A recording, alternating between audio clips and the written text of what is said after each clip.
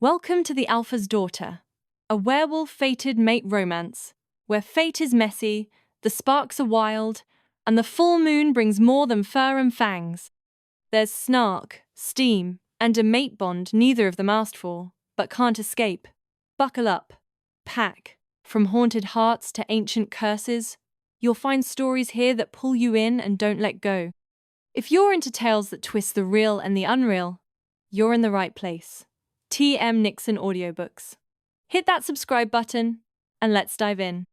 The rhythmic thrum of the tires against the sun-baked asphalt was a constant companion, a low, vibrating hum that resonated through the aging station wagon. Comforting. Steady. Like a lullaby neither of them would admit to loving. Charlotte, dressed in a faded denim jacket and a worn Bruce Springsteen t-shirt, drummed her fingers against the cracked vinyl steering wheel, offbeat to the hairband anthem blasting from the dusty speakers.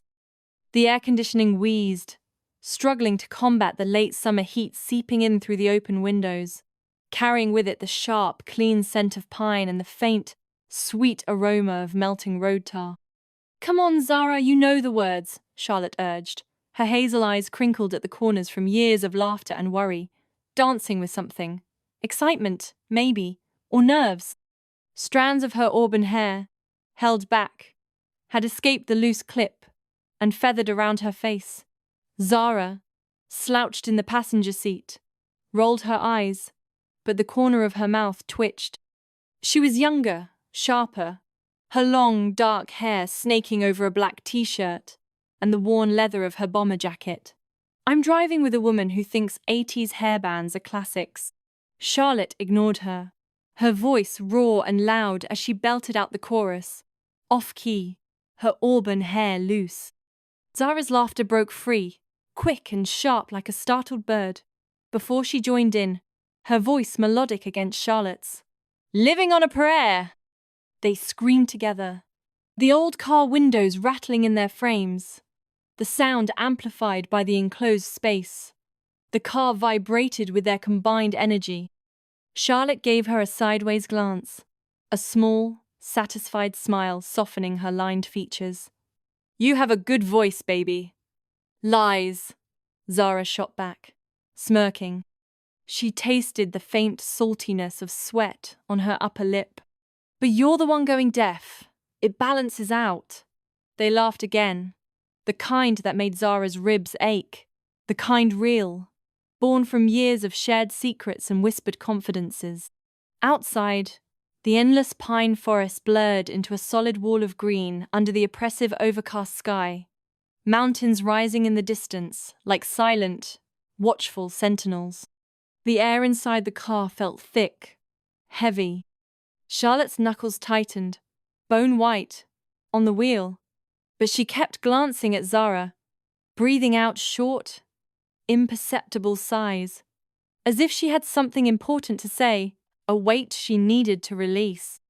"Mom, you're driving like an old lady," Zara teased, arms crossed over her chest, ankle bouncing. "Zara," Charlotte started, then stopped, licking her lips. Her eyes, bright and warm, flicked to the rearview mirror, then back to the road, a flicker of something unreadable in their depths. "What?" Zara demanded, flipping her dark braid over her shoulder, impatient. The static clung to her hair. Charlotte swallowed, the movement visible in her throat. Her fingers fidgeted on the wheel, tracing the worn grooves in the plastic. "There are people I want you to meet. I should have done this a long time ago." She tried for a reassuring smile, but it felt forced, unnatural. Nerves and a strange, unsettling excitement tangled in her chest, making her stomach clench and her shoulders tighten beneath the weight of what came next. "You have family out here?" Zara raised a skeptical eyebrow, the silver in her nostril catching the overhead light. "I thought it was just us." "Always." "It is," Charlotte said, her voice trembling, betraying her constructed facade. "But it's time, honey. You need to know who you are." "Who am I?" Zara echoed, brows furrowed in confusion. "Mom, You're being weird. I just want to get there. The air in the car felt colder, charged with unspoken tension. Charlotte nodded, forcing a bright smile that didn't reach her eyes. Yeah, we'll get there. The stale scent of the car freshener, a cheap imitation of pine, seemed cloying. They fell into a gentle silence, the music still rolling. Another song coming on that Zara pretended she didn't know the words to, but found herself singing anyway, her voice a low, hesitant murmur.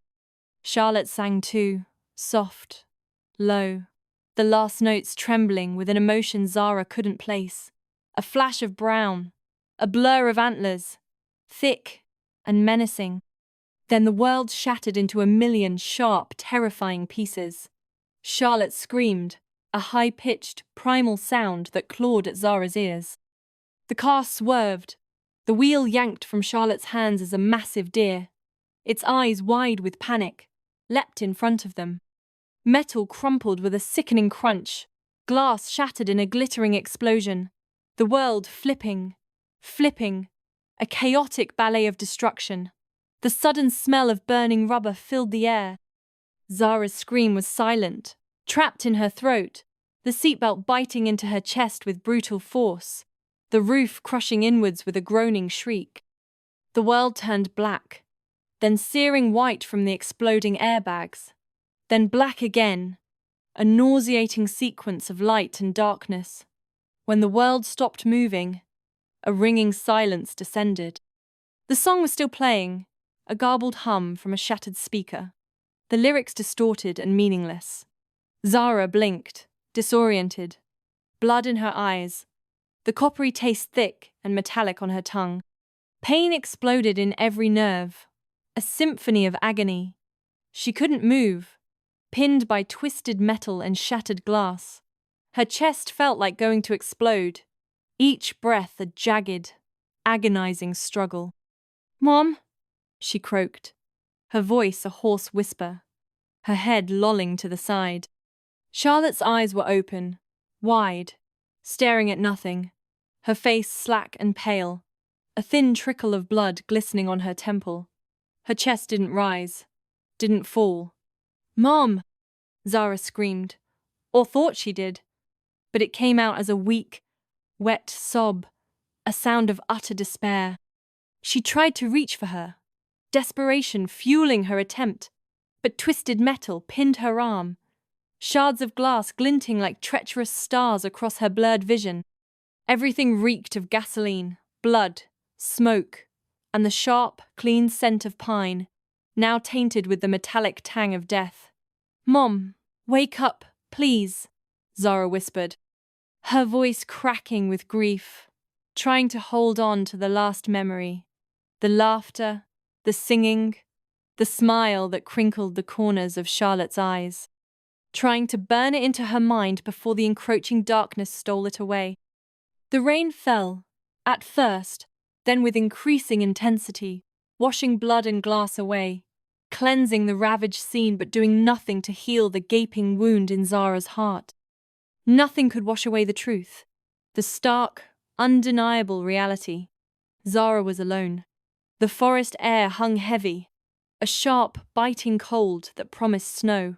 Rain lashed down, each drop a tiny ice shard against exposed skin, and the usual earthy scent of pine and wet moss was overpowered by the acrid tang of smoke and gasoline, a metallic scent that clung to the back of your throat.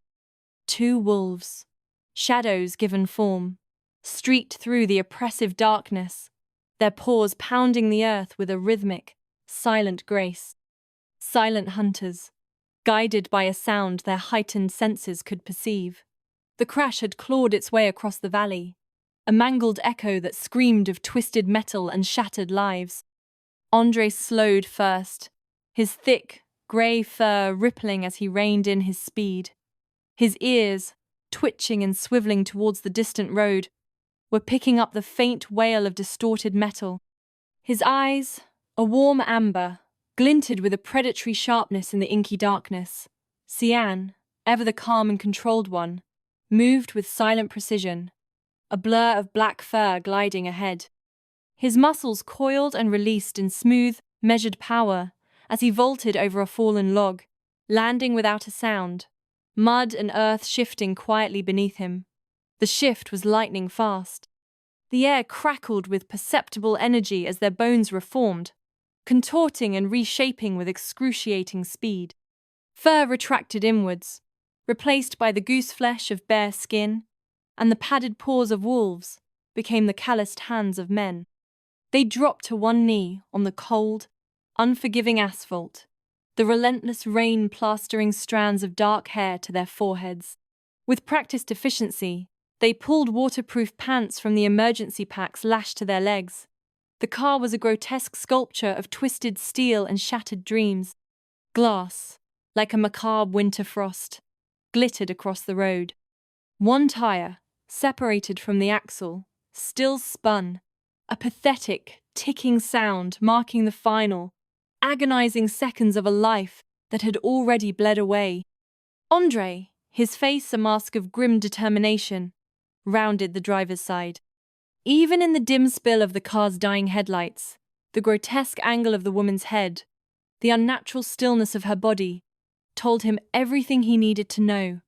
Gone. Qian, however, was drawn to the passenger side, tugged by an unseen force he couldn't comprehend, an invisible hook in his chest pulling him forward. It was more than instinct, more than the grim duty they all shared. It was a feeling, a whisper in the back of his mind that he couldn't ignore. Pinned by the mangled dashboard was a young woman. Her dark hair, matted with blood and speckled with shards of glass, curtained her face. Her breathing was shallow, ragged, a desperate rasp that tore at Xian's insides. She was alive. Qian's hand, large and calloused from years of shifting and fighting, trembled as he brushed a strand of blood-soaked hair from her neck. The lines were delicate, ethereal, but the symbolism was unmistakable. "Luna's mark," he breathed, his voice catching in his throat. Rain dripped from his hair onto her pale porcelain skin, trailing down like tears. A pang of something unfamiliar tugged at him, a tenderness that caught him off guard. Andre moved closer, his broad shoulders eclipsing the faint light, peering over Qian's shoulder. His eyes narrowed, the lines around them deepening with concern. "That's Darkridge Luna, our pack." "But who is she?" The wind shifted, and Xian caught a hint of something else, the cloying scent of fear emanating from the girl. Xian clenched his jaw, the muscles bunching and flexing. "We'll find out." Working with a silent, practiced efficiency honed by years of experience, they moved. Andre, with his brute strength, pried the mangled doors apart enough for Xian to maneuver the girl free. Each movement sent shards of glass raining down, glittering like malevolent tears. She groaned, a tiny, defiant sound that spoke volumes about her will to survive. Her brow furrowing as if she was trying to hold on, refusing to surrender to the darkness. "Easy," Xian whispered, his voice a low rumble that vibrated more than sound. She couldn't hear him, but the words felt right, a small comfort in the chaos. They laid her on the wet grass, her limbs limp. Andre, his movements frantic yet precise, rummaged through the wreckage, his hands fumbling until he found 2 handbags flung under the crushed dashboard. He flipped them open, pulling out wallets with trembling fingers. "Charlotte Knight," Andre read, glancing at the older woman in the car. His voice was low with respect, tinged with a sorrowful understanding of loss. He opened the second wallet, shining a small penlight on the ID. "Zara Knight, 20 years old." "Charlotte," Xian echoed, the name ringing with the weight of stories he'd heard growing up. Hushed arguments behind closed doors. The whispered tale of a woman who had left the pack without explanation. His heart pounded, a heavy drumbeat against his ribs as the pieces began to click into place. She was with Alpha Lucas once. Andre's eyes shot up, stormy with sudden realization. And this girl, Zara, she's marked. Qian's fingers fumbled with his phone, his hands shaking with a mixture of adrenaline and dread. He dialed 911 with a speed and precision that belied his inner turmoil. "This is Xian from Darkridge. We have a car accident. 1 deceased. 1 critical. Mile marker 112. Route 14. We need paramedics. Andre stepped back, already dialing Lucas, his thumb hovering over the call button for a heart-stopping split second before he pressed it. Alpha. Andre's voice was tight, strained with the burden of bad news. There's been a crash. We found Charlotte. She didn't make it. Silence crackled over the line, punctuated by the steady drumming of the rain. What? Lucas's voice was deep, controlled, but a tremor, a hairline fracture of emotion laced through it. Charlotte Knight? Yes, Alpha. Andre swallowed hard, the lump in his throat making it difficult to speak. A young woman is with her. She's alive, unconscious, and her arm looks broken. She's marked with the lunar crest. Silence again, even heavier this time, as if all the air had been sucked out of the world. Her name? Lucas demanded, his voice softer this time, as if the words themselves were a physical pain. Zara Knight, Andre said, his voice a whisper. A single breath on the other end of the line, held for an agonizing moment, then released. Then, another, shaky and uneven. Our lunar crest is on the girl's neck? Lucas's voice dropped, all the warmth gone, replaced by a chilling steel that promised retribution. My daughter? Andre glanced at Xian, who was kneeling in the mud beside Zara, pressing 2 fingers to her neck to check her pulse. His jaw was clenched tight, a hard line of determination, and his eyes were fixed on her face with an intensity he couldn't hide even if he wanted to. Paramedics are close, Andre said, hoping to offer some small measure of comfort. Have Xian stay with her, Lucas said, his voice leaving no room for argument, as if he needed to hear himself say it, to affirm his command. Andre, you wait there for me. Yes, Alpha.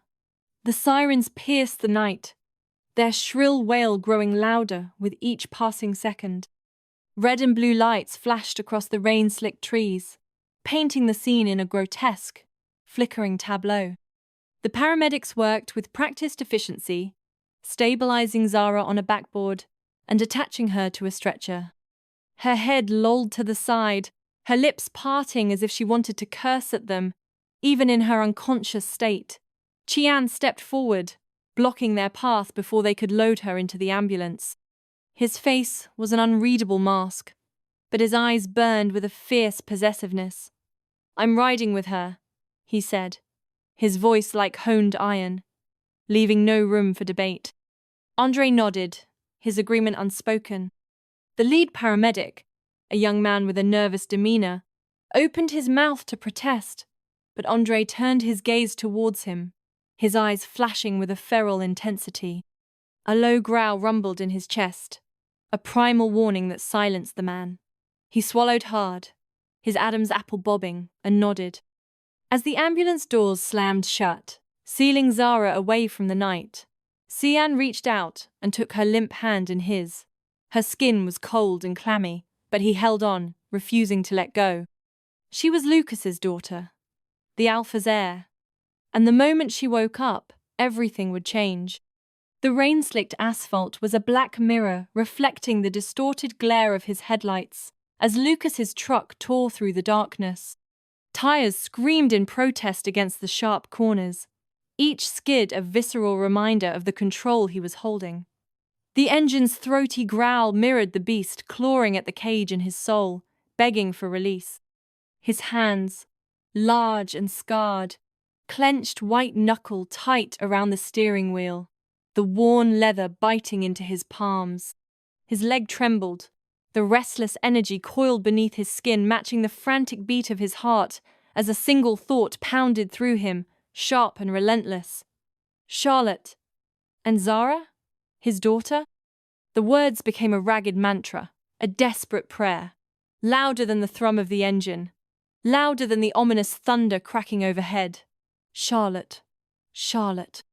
Each repetition laced with fear, with a guilt he'd carried for far too long. As he rounded the final bend, The scene that unfolded was a brutal tableau of flashing red and blue lights, painting the twisted metal of the wreckage in garish, unsettling hues. The air crackled with the frantic energy of first responders, their silhouettes stark against the gloom. Paramedics were loading a stretcher, their movements precise and grim. A white sheet, stark and unforgiving, was pulled up over a form too still, too silent. Lucas slammed the truck into park, the vehicle shuddering as it came to a halt. Mud splashed, splattering his jeans and the side of the truck as he threw open the door and stumbled out. The wet grass sucked at his boots, tugging at his ankles as he ran, his breath coming in ragged gasps, each one a stab of icy air in his lungs. "Charlotte!" His voice, often calm and commanding, capable of silencing a room with a single word, cracked on her name, a raw, desperate sound ripped from his throat. The wind carried it away, a fleeting whisper swallowed by the storm.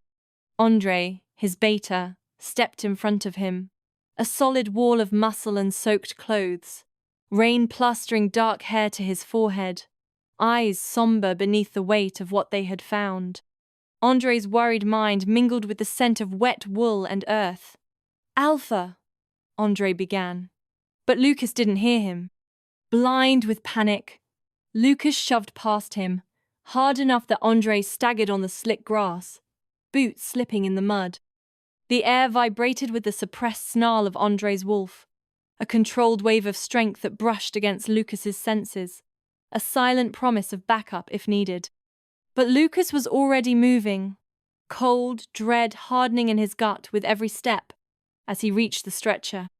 The paramedics paused, their eyes flicking to him, assessing the raw, breaking grief etched on his face. With a shared, unspoken understanding, they lowered the sheet. There she was.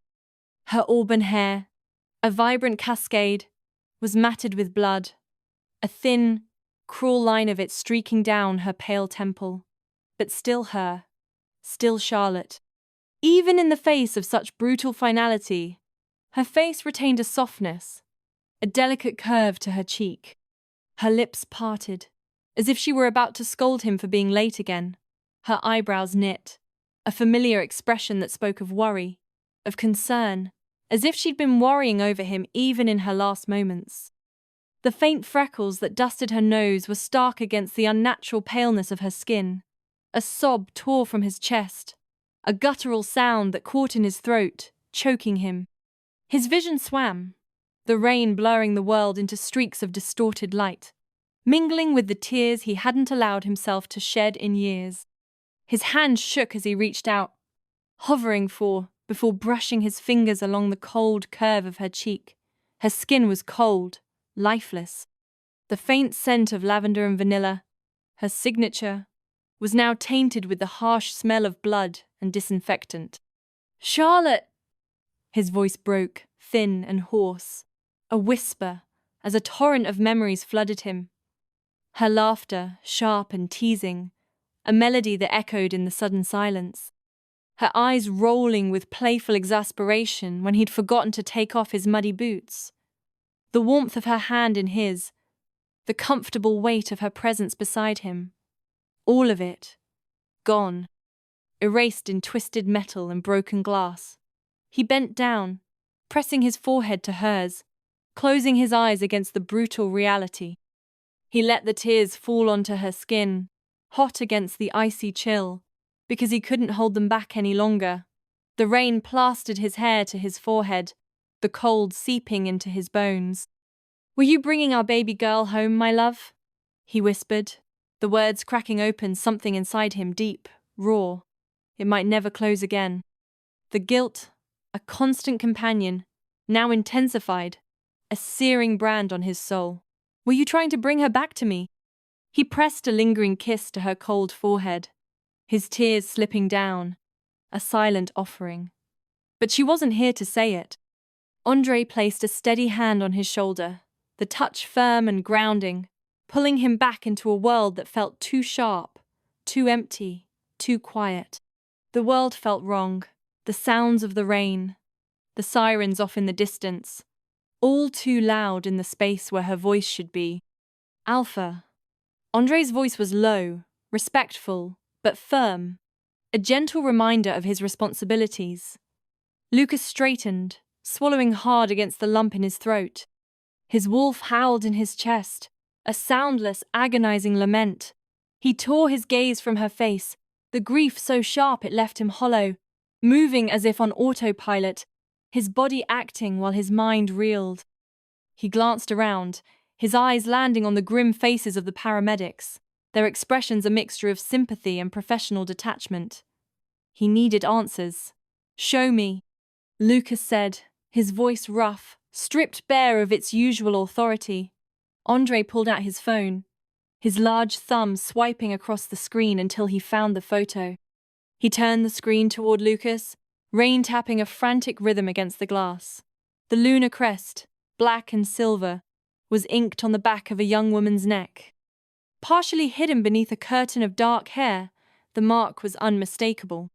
The delicate lines of the design were unique, a symbol that could not simply be given or chosen, but one that a wolf was born with, passed down only through blood. Their blood.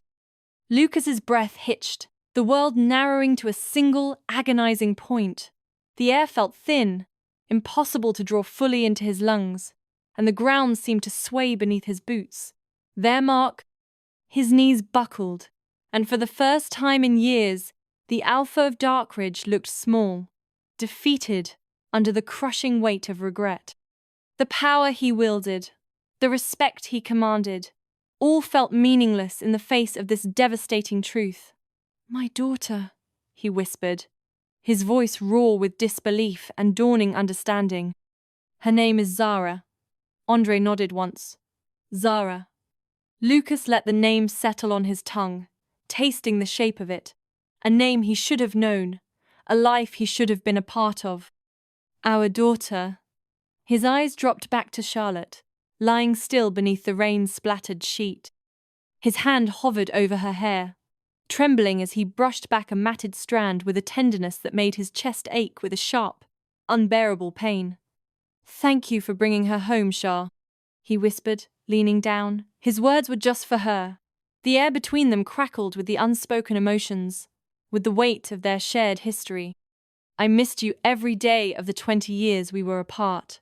His voice broke again, the sound raw and vulnerable. But he kept going, his forehead pressing to hers, the tears falling now, a mournful offering to the woman he had failed. "I'll take over from here, my love," he promised, his voice thick with emotion. "I'll look after her for you. I swear it." His wolf howled inside him, a soundless promise, a primal vow echoing in the depths of his soul.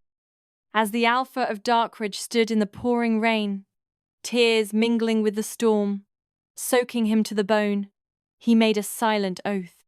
He would guard the last piece of her she'd brought back to him and protect it with his life. Charlotte's eyes haunted him even as he pulled away, burned into his memory. And for a fleeting moment, he saw the same spark of defiance, the same quiet strength. Hours blurred, each mile a heavy penance, before Lucas reached the sterile, lit halls of the hospital. The drive was a haze of rain and guilt, of fragmented memories of a love he never protected, and a daughter he never even knew. He arrived as dawn crept over the mountains, painting the world in shades of pale grey and bruised purple.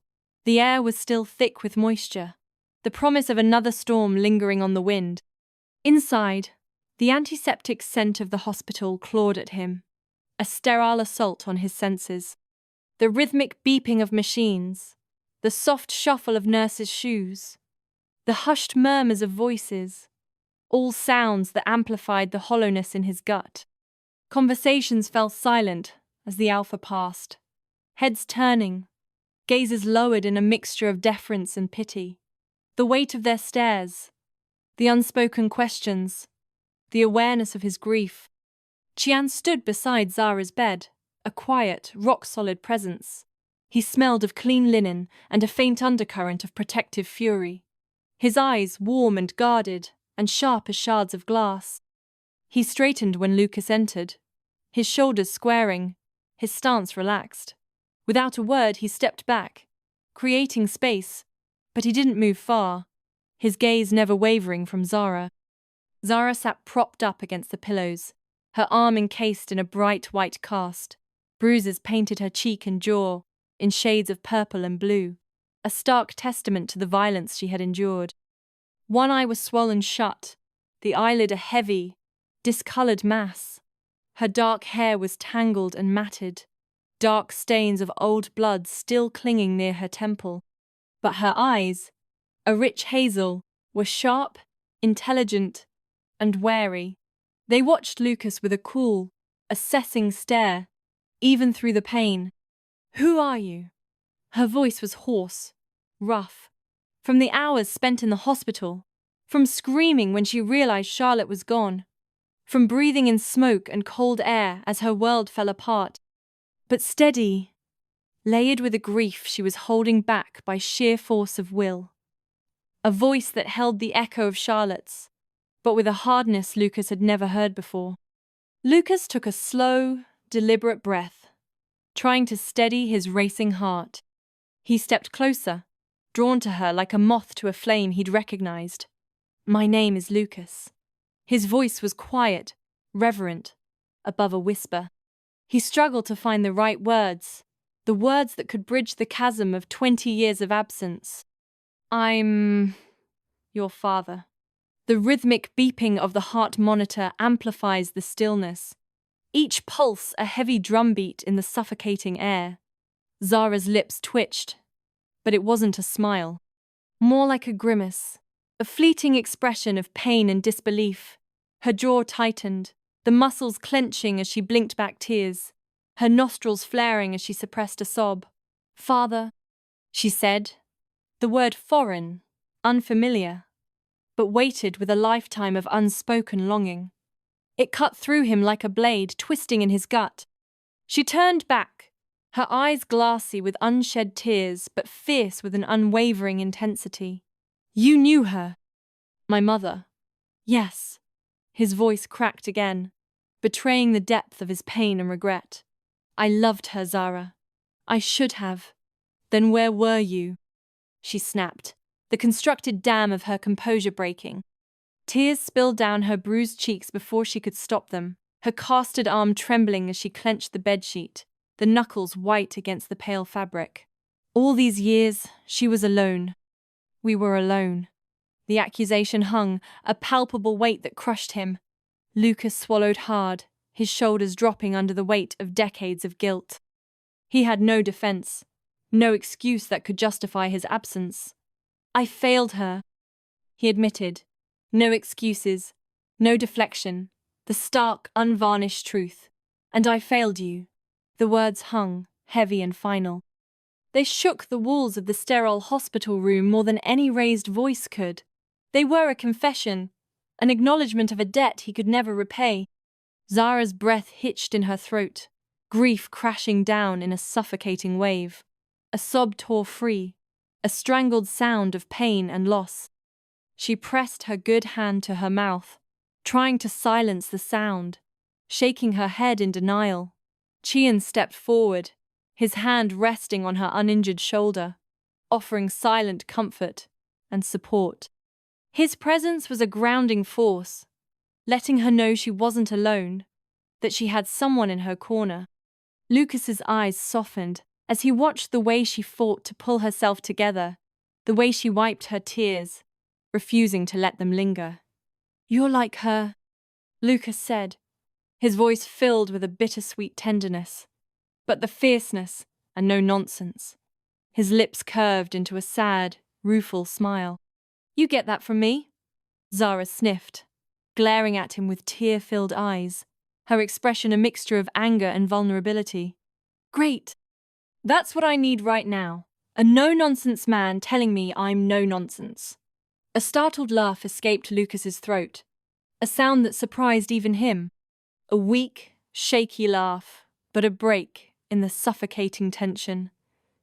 Even Chian's lips twitched in a hint of a smile. Zara sighed, the exhaustion of grief pulling her down, her eyes closing before she opened them again. meeting Lucas's gaze with a quiet determination that belied her fragile state. The spark in her eyes was like a flame, refusing to be extinguished. "Tell me everything," she demanded, her voice trembling but strong, laced with a desperate need to understand. "About her, about you, about me." Lucas nodded, moving to sit on the edge of her bed, his large hands trembling as he folded them in his lap. The weight of her gaze, the unspoken questions that hung between them. "I will," he promised, his voice firm and unwavering. "You deserve to know everything, Zara. About who you are. About who she was." Zara tilted her head, studying him with those sharp, assessing eyes, searching for any sign of deceit. "Then start talking, father." And for the first time in 20 years, Lucas felt a flicker of hope stir in his chest, even amidst the overwhelming grief. A fragile, tentative feeling, but there nonetheless. He had lost Charlotte, the woman he loved, the anchor to his soul, but he would not lose their daughter. He had a lifetime of explaining to do, but he would not give up. He owed it to Charlotte and to Zara to make this whole. Maybe it wasn't too late. Rain tapped on the chapel's roof, a hush that felt far too gentle for the raw, tearing grief in Zara's chest. The cold from the stone chapel floor seeped through Zara's thin dress shoes, creeping up her legs. A quiet contrast to the burning ache of tears she refused to let fall. Zara stood in the front row, a figure carved from marble, though inside like crumbling ash. Her hands were clenched, the knuckles jutted out, white and bloodless against her pale skin. Her black dress, a borrowed sheath of rough wool, felt suffocating, its sleeves pressing against bruises on her forearms that had already begun to fade fast. A phantom ache reminding her that nothing in her life was normal anymore. A few strands of her dark, unbound hair had fallen across her face, damp with the humidity, clinging to the salt-streaked skin beneath her swollen eyes. They had dressed Charlotte in a deep blue dress, the one she used to wear when she'd dance in the kitchen. A wooden spoon, her microphone, spinning around while stirring spaghetti sauce, laughing until Zara would roll her eyes and pretend to be annoyed.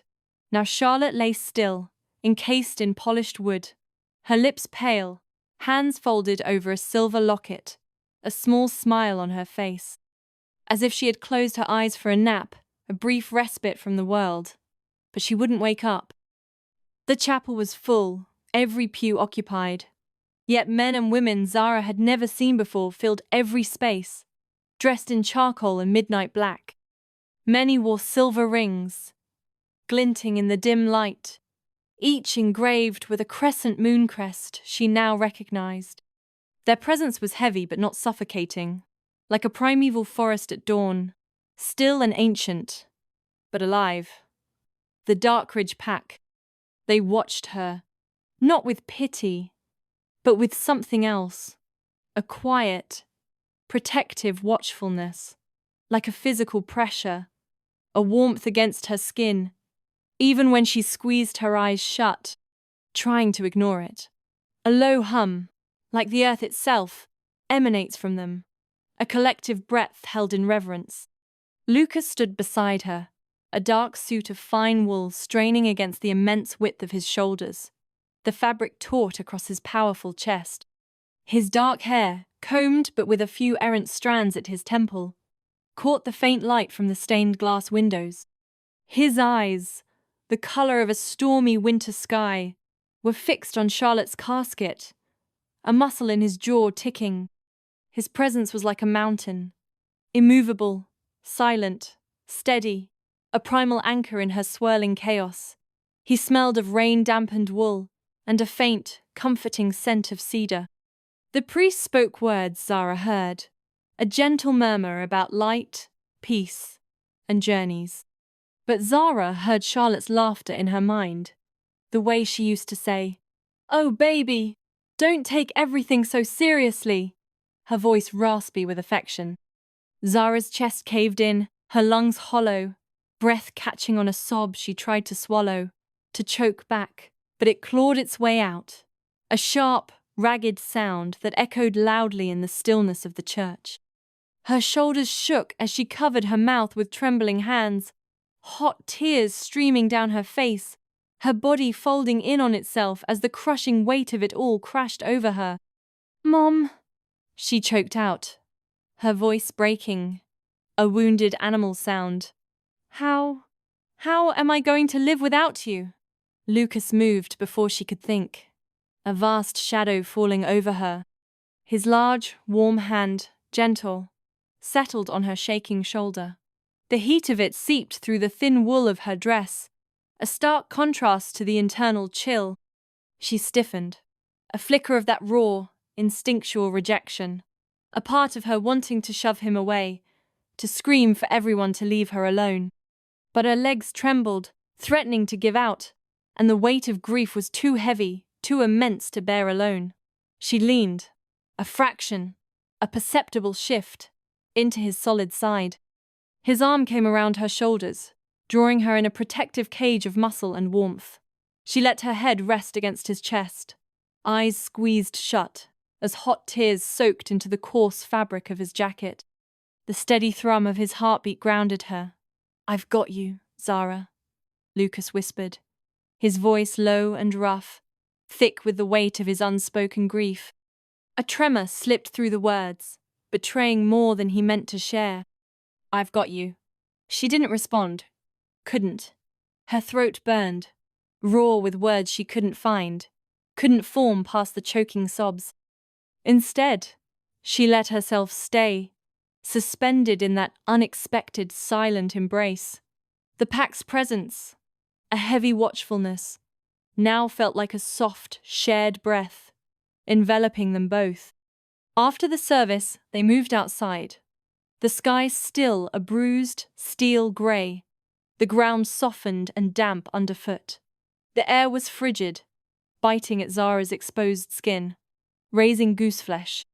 The pack stood in a loose circle around the dug grave, their figures stark and silent against the muted landscape as Charlotte's coffin was lowered into the cold, dark earth. Their silence was a promise, a pact echoing in the stillness of the quiet graveyard. No one spoke, but Zara could feel it, a tangible warmth against her skin, a strange comfort she couldn't explain, like a collective, silent hum that thrummed beneath her awareness. As if the ancient forest itself had drawn around her, shielding her from the biting wind, from the sharp edge of her pain. Cian stood a few paces behind her, arms folded across his chest, his posture lean and alert. His dark coat draped over his broad shoulders, and his dark, black hair, falling over his brow, was a stark contrast to the pallor of his skin. His eyes, like polished obsidian, were always on her, a steady, unyielding presence like a tether holding her upright when she was swaying like the wind. Zara wiped her eyes with the back of her hand, the movement automatic, then glanced at him. Her voice was raspy, thin from crying. "Do they always do this?" she rasped, gesturing at the silent, watchful circle of faces. Cian tilted his head, his gaze unwavering, understanding what she meant without explanation. "For family, always." His voice was low, a rumbling resonance in his chest. She blinked, looking back at the grave, her mother's name etched in fresh stone, the earth still soft above her. "I don't know if I am that." The words were a whisper, laced with a bitter doubt. "You are," he said, and the absolute certainty in his voice, the unshakable conviction, made something in her chest crack open, a raw, painful blossoming. She let out a shaky breath, the sound whistling in the cold air. "Great. Another thing I didn't ask for." A new, unwelcome burden was piled onto the grief. A hint of a smile, fleeting and imperceptible, ghosted across his lips. "Yeah, none of us do." A deep, shared weariness in his tone that hinted at a long, difficult history with this unasked-for inheritance. They remained at the gravesite while most of the pack dispersed, melting away into the dreary afternoon. Zara found herself standing in the biting cold, the steel-grey sky pressing down, mirroring the hollow ache in her stomach. The chill sank into her bones, making her shiver despite the strange inner heat that radiated from her limbs. Her bruises, the purple and black marks from the crash, had faded, the yellowing gone. Her arm, once fractured and agonizing, felt strong enough to flex without even a twinge of pain. Too fast, wrong, confusing, terrifying. She stared at her hands, flexing them, turning them over. The skin was smooth, unblemished, as if nothing had ever touched her. The cold wind buffeted her, but resilient, a strange resilience that unnerved her. Lucas stepped closer, a crumpled tissue, soft, held in his large hand. He held it out to her, the wind tugging at the edges. "I used to keep these ready for your mother when she cried at funerals," he said, his gaze distant, lost in memory. Zara glanced at him, her eyes still red-rimmed and swollen, but dry now, the tears having exhausted themselves. She always said tissues were useless. A faint ghost of a smile touched her lips, gone as soon as it appeared. Lucas huffed a sad, low laugh, a sound of profound loss. She was right, but it helped her breathe, she said. Silence settled between them, heavy but not uncomfortable, a shared space of grief and unspoken questions. The biting wind carried the faint scent of rain and distant, damp forests. Zara looked back at her hands, turning them over, her brow furrowed in confusion and burgeoning anger. "My bruises are gone. My arm doesn't hurt. What's happening to me?" Her voice was a whisper, a plea for understanding. Lucas sighed, a deep, weary sound that carried the weight of years. He sat on the edge of the low stone bench across from her, his elbows resting on his knees, his hands clasped, his gaze steady. The fine lines around his eyes seemed deeper today.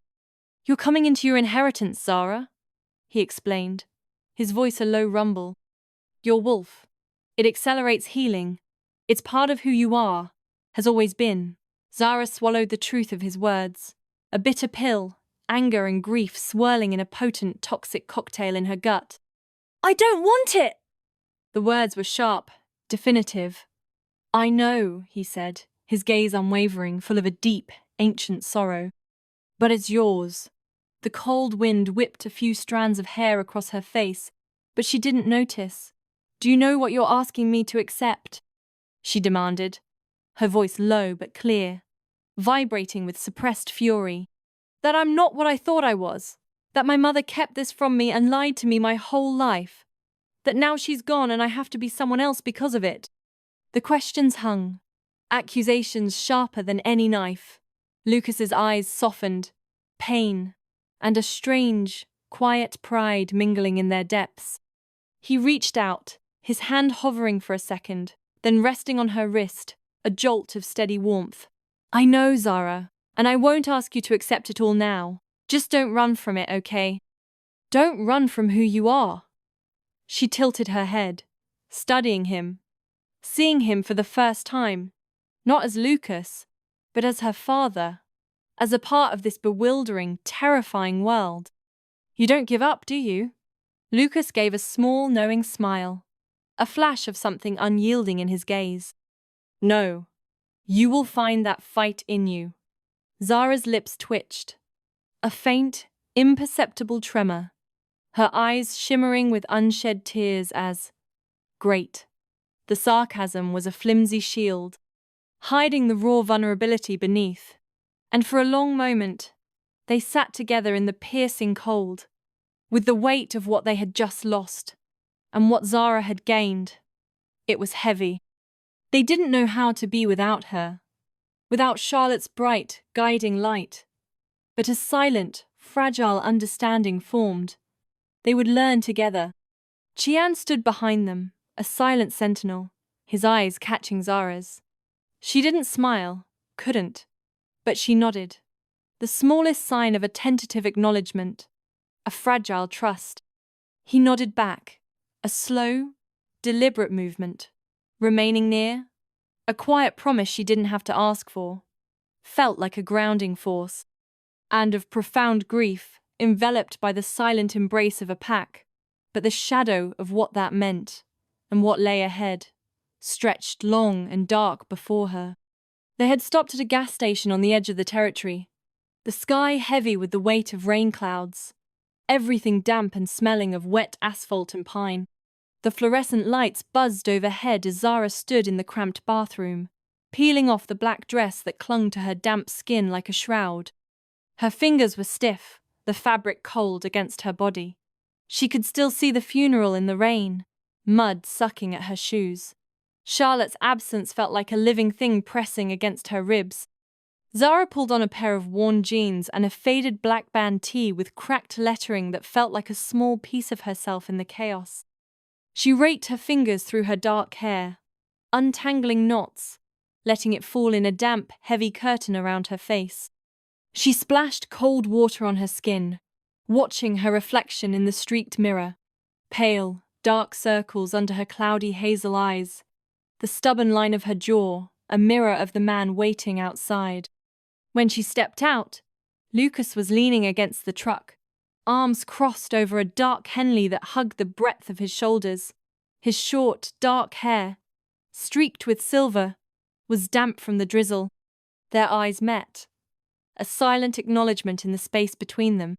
They didn't speak as she climbed into the passenger seat, but Lucas's hand hovered near her back, steadying but not touching, before he rounded the truck and slid into the driver's seat.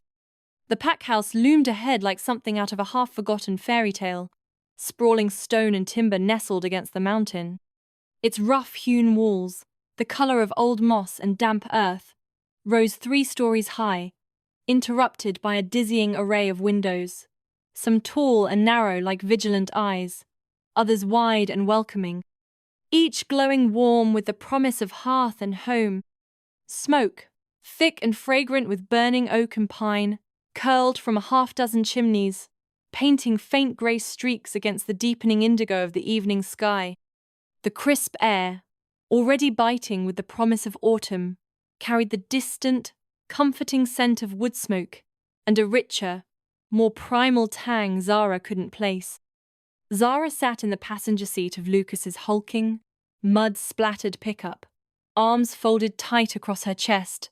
Her knuckles were white. The worn denim of her jeans felt rough against her skin, a familiar discomfort. Her dark hair, a wild cascade of waves, still damp and thick, framed her face. Her eyes, the color of wet moss, flicked from the blurred green of the forest rushing past to the massive front door of the pack house that yawned open like awaiting more as they approached. Every fiber of her being screamed in protest. She hated every second of it. The engine cut off with a final shudder, leaving behind an unnerving silence.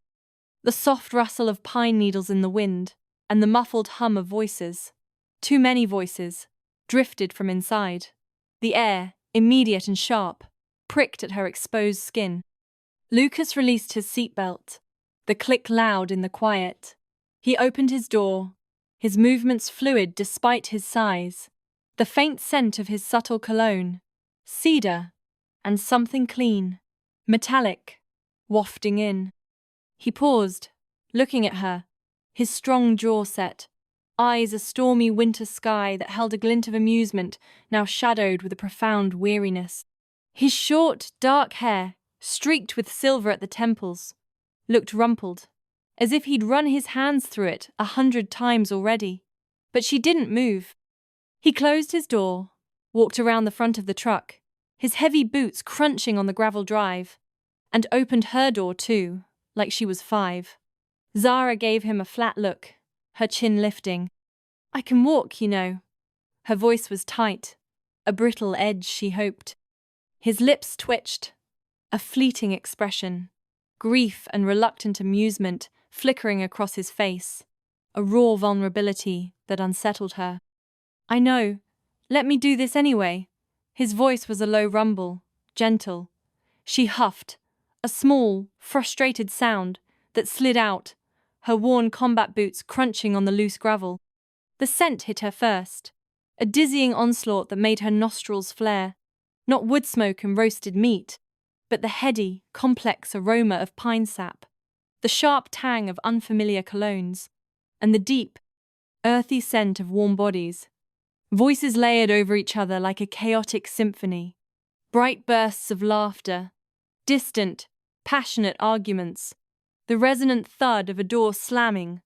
Life. A pack alive in its own vibrant, pulsing rhythm, and all of it pressed on her bruised heart like a stone, a suffocating weight of everything she'd lost. Inside, the entryway was colossal. A vaulted ceiling of exposed, dark-stained beams soared high above, making her feel small and insignificant. A grand, wide staircase, polished to a dark sheen, swept up to a second level, its banister carved. Hallways branched off like veins from a central heart, disappearing into shadowy depths. Thick, hand-woven rugs under her boots muted her footsteps, absorbing sound, but the voices never stopped. A constant, distant murmur, like the hum of a hive. Warm here. A plush, oppressive warmth that felt alien compared to the familiar chill of her own small, quiet home. People glanced at her as they passed. A blur of faces, different hair colors, some nodding, their eyes sliding away, others staring a second too long. Their expressions a mix of curiosity and something that felt like pity, before looking away with a rustle of fabric or a soft clearing of a throat, like an exhibit, an animal under glass, every raw nerve exposed. Her skin prickled, a low thrum of anxiety beginning in her stomach. "Come on," Lucas said, his hand hovering near her elbow, though he didn't touch her. He nodded toward the sweeping staircase, its dark wood polished to a mirror shine. Zara's eyes followed the curve of the banister, tracing the intricate carvings of wolves and pine branches, the wood cool and worn where countless hands had touched it before. The steps stretched up, wide enough for 3 to walk abreast, disappearing into the shadowed hush of the second floor. She hesitated for a split second, her eyes sharp, accusatory. "Where's my mother's house key?" The question was a weapon, sharp-edged and delivered with precision. Lucas, already halfway up the 3rd step, paused, his shoulders hunching. "Zara." His voice held a warning, coupled with a deep patience. She didn't budge, planting her feet, refusing to yield an inch. "Where is it?" Her voice was lower now, a dangerous calm beneath it. He turned, descending 2 steps, meeting her eyes with a softness that made her hackles rise. A muscle in his jaw flexed. "The pack went to your house this morning. They packed your things and brought them here. They'll be in your room tonight." The words didn't hit her at first. They hovered, disjointed, meaningless. Then, a cold, sharp shock pierced through the fog of her grief. Her shoulders drew back, rigid, like a cat bristling, her hands clenched into fists at her sides. A sudden surge of heat flooded her face. "You did what?" The whisper was pure disbelief, pure rage. Lucas took another step down, closing the distance between them. His voice was low, coaxing, laced with careful regret, as if gentleness would somehow make this monstrous act better. He smelled of apology, and the faint, familiar tang of pine. "Your home is part of the territory now. I couldn't leave it empty, unsecured. It was our house, mine and hers." She snapped, each word sharp as broken glass, cutting through the murmuring background. "You had no right. There were 20 years of my mum and me in that house. In every room, in every drawer. It wasn't your place to decide what to keep or throw away, alpha or not." The word alpha dripped like venom, and it made something flicker in his eyes. A flicker of something hurt, suppressed. He winced, a raw, private reaction. "I know," he said, the regret honest, a deep line etching between his brows. "My mistake. I'm sorry, Zara." He ran a hand over his tired face, leaving faint red marks. She lifted her chin, eyes bright with unshed tears, the heat in her face a burning mask. You may be alpha here, but she and I were alpha there. Her voice trembled with the fierce, protective love for what had been. His shoulders dropped, a heavy sigh escaping him. Exhaustion and grief dulled the usual sharpness in his gaze, making it appear distant. You're right. It wasn't my place. I should have let you choose. Zara looked away, jaw clenched so tight that her teeth ached. She inhaled, her chest feeling tight. Her voice was softer when it came, a fragile thing. You can't fix everything with an apology. I know. Lucas's voice cracked, the rough edge of his grief surfacing. But I meant it. She met his eyes again. The resemblance between them was undeniable, a warped reflection of temperament and will, that stubborn set of the jaw, the razor-sharp focus, the silent refusal to yield, all carved into their bones. You're not my mother's replacement, she said, protective of a ghost that still felt warm in her mind, a scent of lavender and old paper that lingered beyond her reach. Don't think you can be. I don't, Lucas said, his voice firm, unwavering. He held her gaze, a profound understanding in his eyes. She swallowed hard, blinking against the hot sting of tears, pressing the heels of her palms against her temples. It's a lot, you know. Her voice cracked, breaking. She glanced away, then back at him, her vulnerability raw and exposed. I'm sorry, Father. I know you were trying to help. The word father felt foreign, heavy, yet liberating on her tongue. Something softened in Lucas's face, washing over his strong features like warm light. A ghost of Charlotte, his intelligent mate, his greatest love, shimmered there in Zara's defiant eyes. He huffed a small, sad laugh, shaking his head. Your mother used to tell me I could over-alpha a situation in 2 seconds flat. He rubbed the back of his neck, a familiar gesture of discomfort. A flicker of reluctant amusement passed through Zara's eyes, a rare, imperceptible softening of her features. Her lips twitched, fighting a smile. The shared memory, the ghost of Charlotte's humor, was a fragile, unexpected bridge. But thank you for understanding, he added, his gaze steady on her, the blue brighter now. He extended a hand, palm up, a subtle invitation. Zara hesitated for a breath, then placed her hand in his. His grip was warm, strong, and comforting. He led her down a wide, warm hall, the wooden floors echoing with distant conversation. The air here was softer, imbued with the quiet hum of history and something unspoken, like the walls themselves remembered. Framed photos lined the room, a silent chronicle of the pack, faces caught mid-laughter, frozen in moments of triumph and loss. Each one a story, each one weight. Wolves running through snow-laden forests, their breath pluming white. A younger Lucas, his hair darker, his smile broader, surrounded by men she didn't recognize, their faces etched with a shared history. An older woman with steel grey hair pulled back in a severe bun, and the same sharp, assessing eyes as Lucas, staring out beside him, a matriarchal figure. They stopped at a heavy oak door, rich with intricate carvings. Lucas released her hand and opened it, stepping back, allowing her space. Your room, he said, his voice low, reverent. Zara stepped in, bracing for something grand and alien, designed to impress, and found it. The room was vast. An entire wing of her old house could fit inside.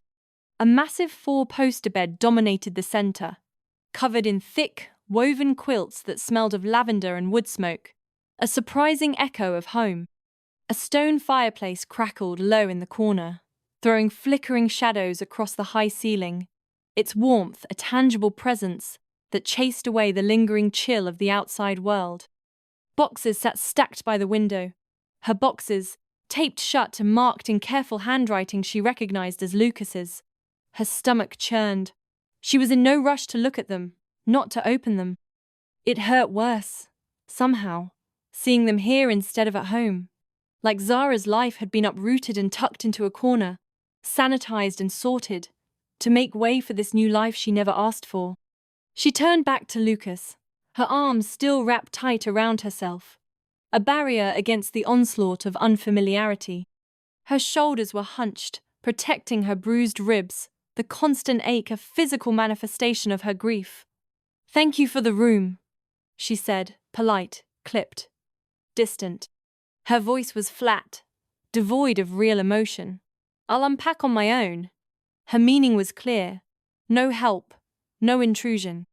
Lucas searched her face for something. Trust, maybe, or a hint of acceptance, but didn't find it.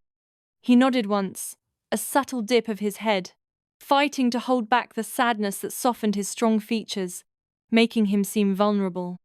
"If you need anything," he began, his hand resting on the doorframe. "I'll ask," she interrupted, her tone final, but not cruel, definitive.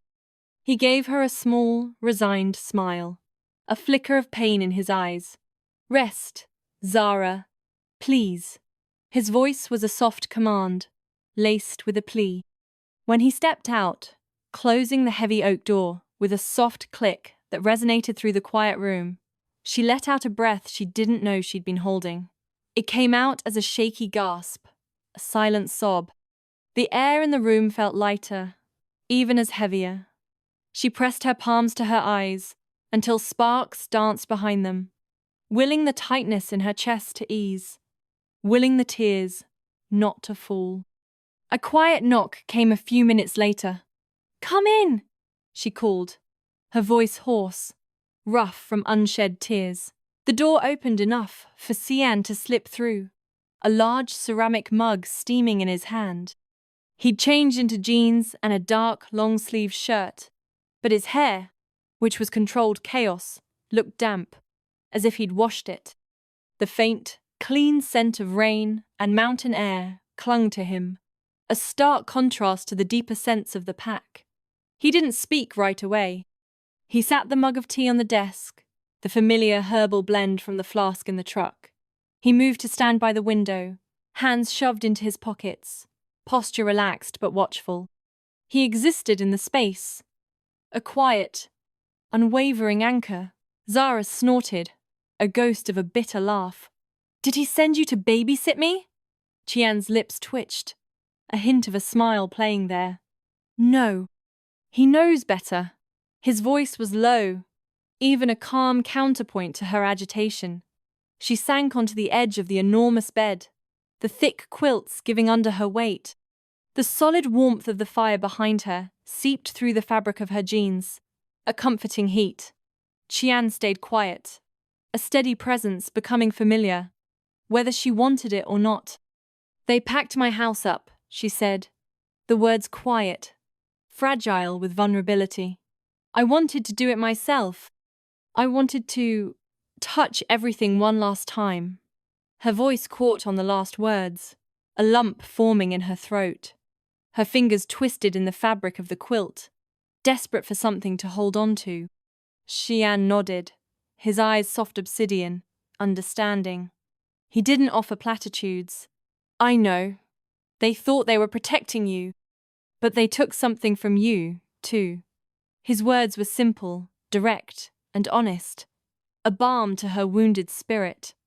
Zara let out a shaky breath that wasn't a laugh, a dry, bitter sound.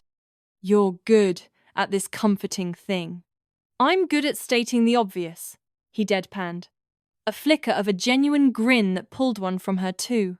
His eyes held a surprising depth of darkness. He glanced around the room, taking it all in, the boxes, the fire, Zara perched on the edge of the bed, then back at her, his gaze steady, unwavering. "You don't have to like it, or them, or any of this, but don't shut it all out." Zara tilted her head, studying him, a spark of curiosity overcoming her despair. She found herself looking at him for the first time. The sharp planes of his cheekbones, the slight stubble on his jaw, the way his dark hair fell across his forehead. "You're always there, aren't you? He shrugged, a small, tired smile flickering on his lips, a weariness in his eyes that mirrored her own. Yeah, I am. And despite everything, the grinding grief that felt like a physical weight, the sharp edges of bitterness, the way this foreign place pressed on her from every direction, she found herself leaning back, a fractional easing of the tension in her spine. The steady warmth of the fire, the herbal scent of the tea, and Sian's stubborn, quiet calm combined into a fragile buffer against the overwhelming unfamiliarity. For the first time since her mother died, a microscopic sliver of something akin to peace settled over her. Outside the heavy oak door, Lucas lingered longer. His ear, tuned, picked up the quiet rumble of their voices, the gentle cadences that followed Zara's raw confession. He closed his eyes, leaning his forehead against the cool wood, feeling the ache in his chest soften at the words still echoing in his mind. Father. And in Zara's fierce, sharp spirit, in the way she guarded Charlotte's memory with teeth bared and eyes blazing, Lucas saw the truth clearer than ever. A part of him, the part that had died with Charlotte, stirred painfully back to life, a fierce, desperate tenderness, blooming in the emptiness she had left behind. She was Charlotte's, and now she was his to protect. Our baby girl, Charlotte, he whispered, his voice cracking, grief and gratitude threading together in the quiet. Thank you. His hand tightened on the doorframe, a silent vow passing his lips. I will not fail her again. The morning air was a shard of ice against Zara's exposed skin as she stepped out of the heavy oak door, the ceramic mug cradled between her palms, radiating meager heat.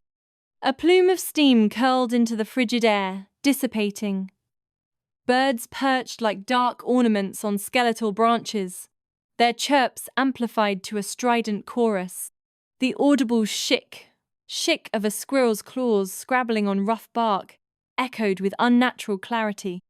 And then, beneath it all, the soft, imperceptible pad of boots on gravel, far behind her, a rhythmic beat that sent a shiver crawling down her spine. Everything was loud. A cacophony of the natural world assaulted her senses, each sound magnified, sharpened, imbued with a significance she didn't understand. She squeezed her eyes shut, the porcelain of the mug digging into her fingers, pressing a hand to her throbbing temple, willing the relentless noise to recede. Instead, the darkness behind her eyelids amplified everything further, sharpening her awareness, drawing her attention to subtle movements she couldn't see, phantom scents she couldn't name but could feel prickling against her skin, a metallic tang, a hint of wood smoke, a whisper of something wild and untamed. Breathe. Qian's voice came, quiet and close, a warm rumble against the overwhelming sensory onslaught.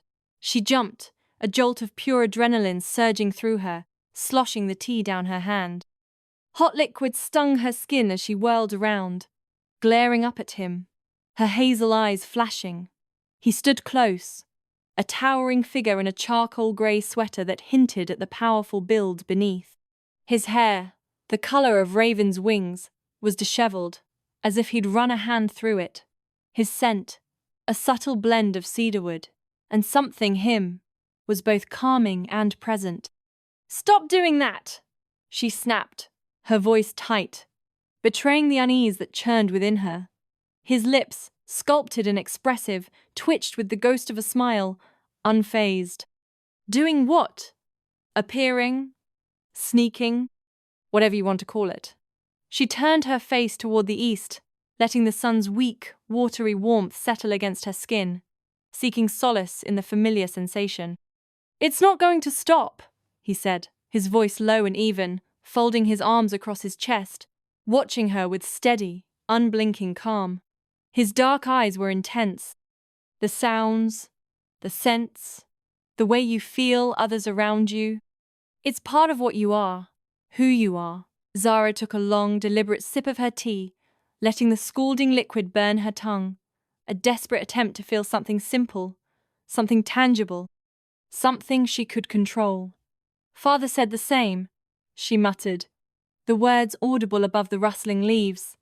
Xian tilted his head, a subtle movement that spoke volumes. And you didn't believe him? She shot him a look, a flash of raw emotion in her eyes. Believing isn't the problem. Liking it is a completely different thing. He nodded, accepting her words without argument, the two of them standing in silence, the forest alive around them, a vibrant, overwhelming entity that pressed in on her from all sides. His silence, however, was not empty. His presence, a solid, reassuring weight beside her, a bulwark against the encroaching chaos. They walked toward the courtyard, the gravel crunching underfoot, providing a monotonous, rhythmic counterpoint to the symphony of the forest. Qian was quiet, a constant beside her, his presence, a subtle reassurance. He began explaining in low tones, his voice a low hum that vibrated through her. As they moved, pack hierarchy is straightforward. Alphas lead, betas support, omegas stabilize. We protect each other. Loyalty and respect aren't optional. Zara huffed, rolling her eyes, the movement dismissing his words. Sounds like a cult with extra steps. Xian smirked, a flash of genuine amusement lighting his eyes. We don't have robes, if that helps. She snorted, the sound abrupt and unladylike, but the fleeting humour vanished, replaced by the heavy, oppressive hum of eyes on her.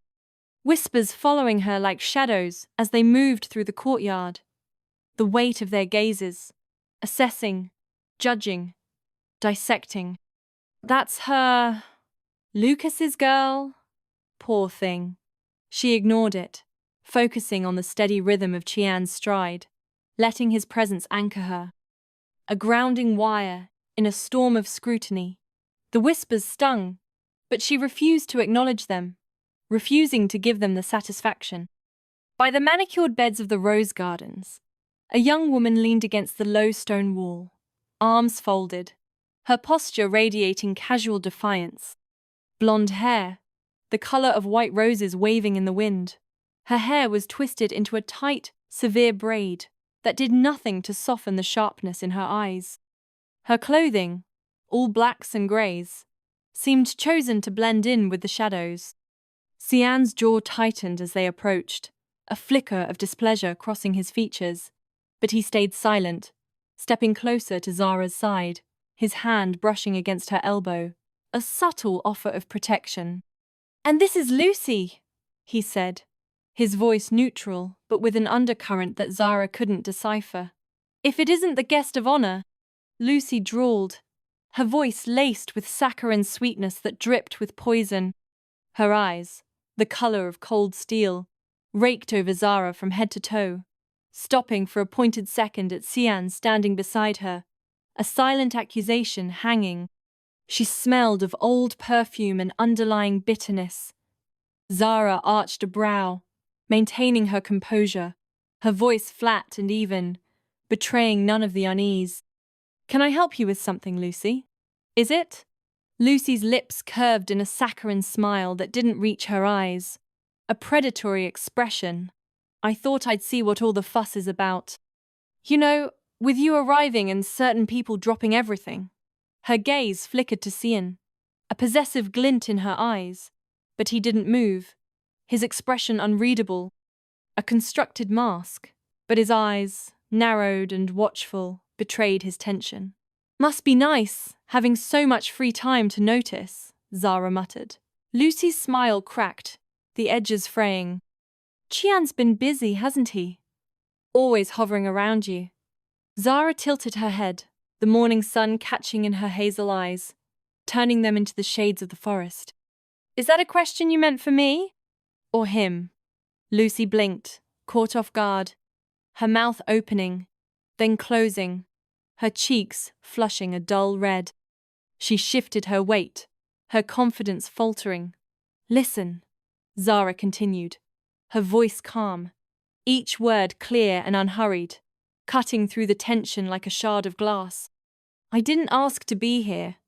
I didn't ask for attention or protection or the whispers. I'm here because my mother is dead, and this is where they brought me.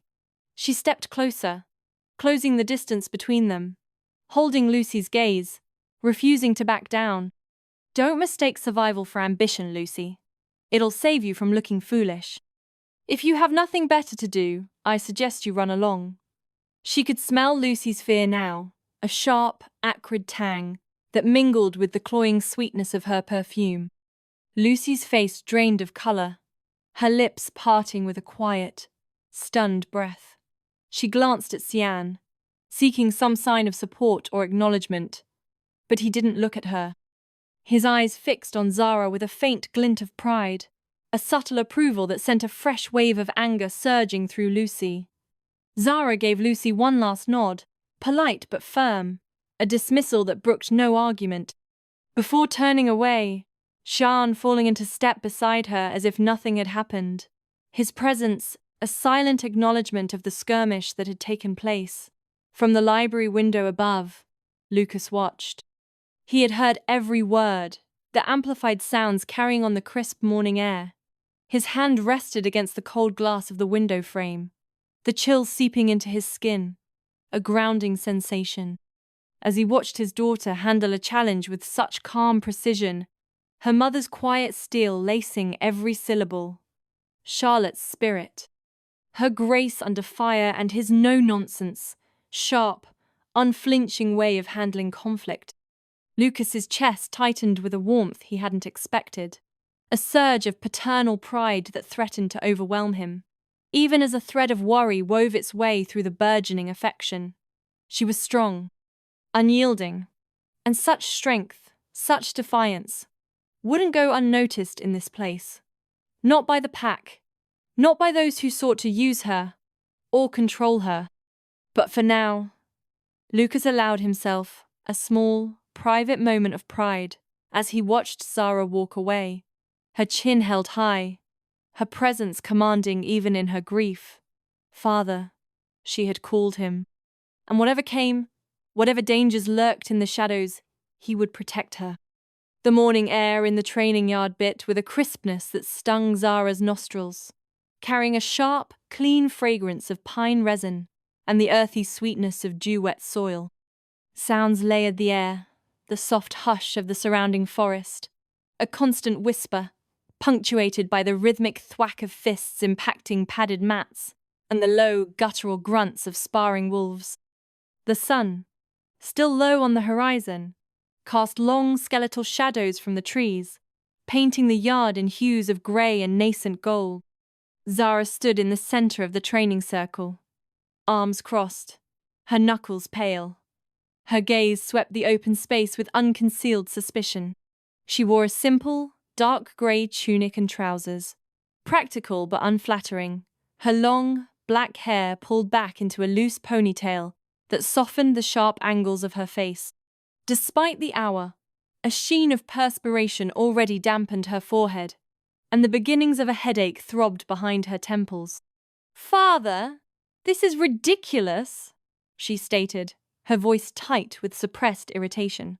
Lucas stood beside her, an immovable mountain of a man. His arms, corded with muscle, were folded across his chest. His imposing presence, commanding even in silence. He wore his usual attire, a thick, woolen tunic, the colour of weathered bark, practical trousers tucked into high leather boots scuffed from years of wear. A network of fine lines etched around his eyes, hinting at a life lived outdoors, a life of hard decisions and heavy burdens. "Zara, you need to know how to defend yourself." "This isn't optional," Lucas replied, his voice a low rumble that resonated in her chest, a sound both comforting and authoritative. He didn't look at her, his gaze fixed on the training circle. She glanced up, her chin lifting in defiance. "I can take care of myself." A muscle ticked in her jaw. She straightened her spine, her posture radiating self-sufficiency, a constructed facade. "Not like this, you can't." He turned to face her, his gaze softening, the steel in his eyes tempered with a hint of paternal concern. "This is about your safety, Zara." He reached out, his large hand covering hers, His touch, a source of reassurance, felt stifling today, another symbol of control. She sighed, the sound a small gush of frustration. She rolled her shoulders, trying to ease the tension knotting her muscles as frustration prickled under her skin. 1,000 tiny needles pricking at her resolve. A bitter taste rose in the back of her throat, the familiar tang of resentment. Fine, she acquiesced. The word clipped and resigned. Lucas nodded, a perceptible movement of his head. He turned his attention to Sian, who was standing at the edge of the training circle, a silent observer. Sian's dark hair was tied back in a practical knot at the nape of his neck, emphasizing the sharp angles of his cheekbones and the deep-set intensity of his eyes. He stood with a relaxed confidence, his arms bare, revealing the lean, quiet strength beneath his skin that came from years of disciplined training. The air around him vibrated with contained energy, a coiled spring ready to unleash. "Qian will be your trainer and your guardian," Lucas stated, his voice leaving no room for argument. Zara's eyes snapped back to her father, her expression a mask of disbelief. "Guardian? Father, I'm 20, not 2. I don't need a babysitter." She flicked a dismissive glance at Qian, aware of his unwavering gaze. "And I'm sure he has better things to do." She hated the tremor of insecurity that crept into her voice, the way her stomach twisted with a knot of nervous energy. Lucas's gaze didn't waver, his expression unreadable. "You are Pack now, whether you want to be or not. You're my daughter, and this is how it will be."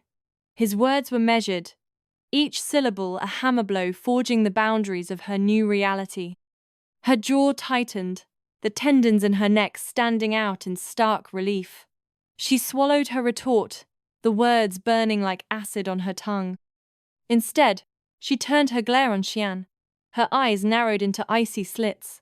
He raised a single, dark eyebrow, his expression unfazed, amused. A ghost of a smile played around the corners of his mouth. A silent challenge. "Ready?" "Not even a little bit," she muttered under her breath, stepping onto the mat. The rough texture of the woven fibers scraped against the soles of her bare feet. A small, grounding sensation. The first few minutes were awkward.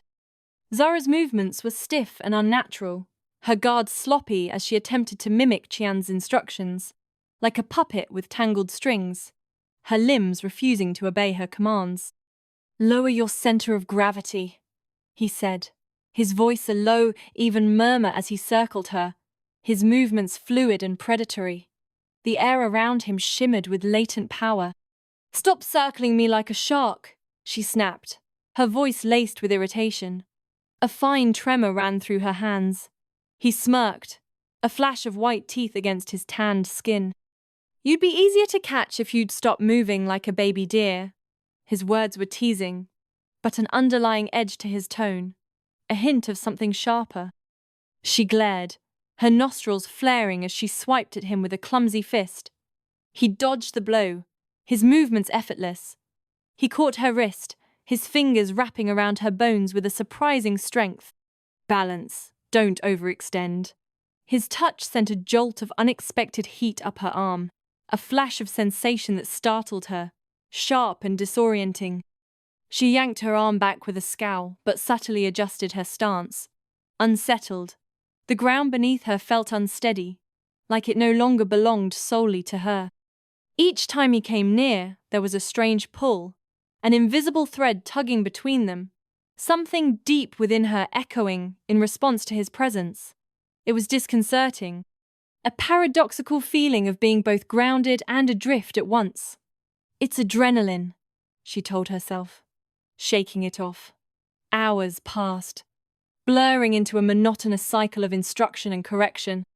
Sweat plastered strands of hair to her forehead, stinging her eyes, and her breath came in ragged, uneven bursts. The sun climbed higher in the sky, baking the training yard with its relentless heat. The other pack members trained around them, their movements a blur of coordinated motion, glancing over with open curiosity and veiled speculation.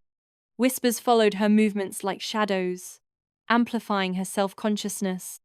Lucy watched from the sidelines, her arms crossed, her gaze sharp and simmering with undisguised jealousy, her body language radiating resentment, her eyes burning with a cold, hard light.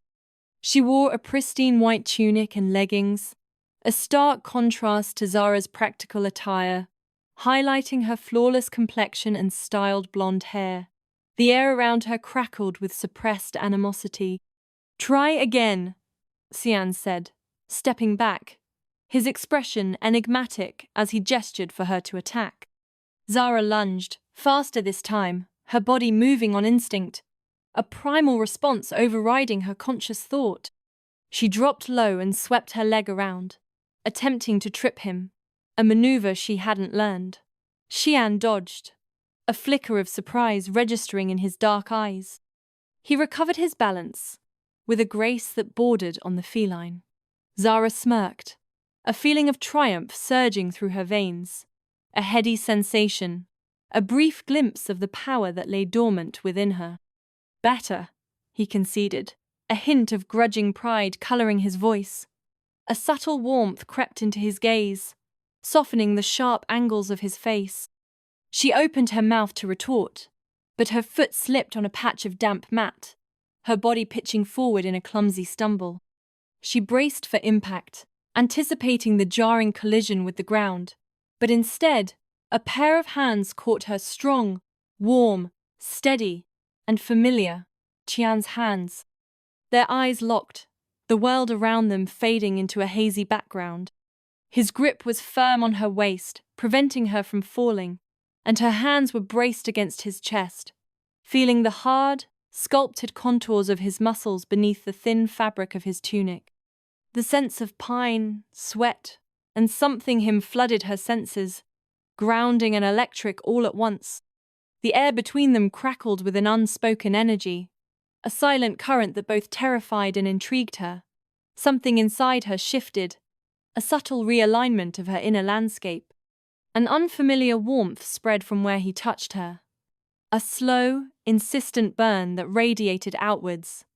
A low, thrumming connection that made her chest tighten and her breath catch in her throat. Zara's breath caught. "What is this?" Chan's eyes darkened, his jaw tightening as he steadied her on her feet, letting go, as though breaking a physical connection pained him. A battle raged behind his eyes, a silent struggle between duty and desire.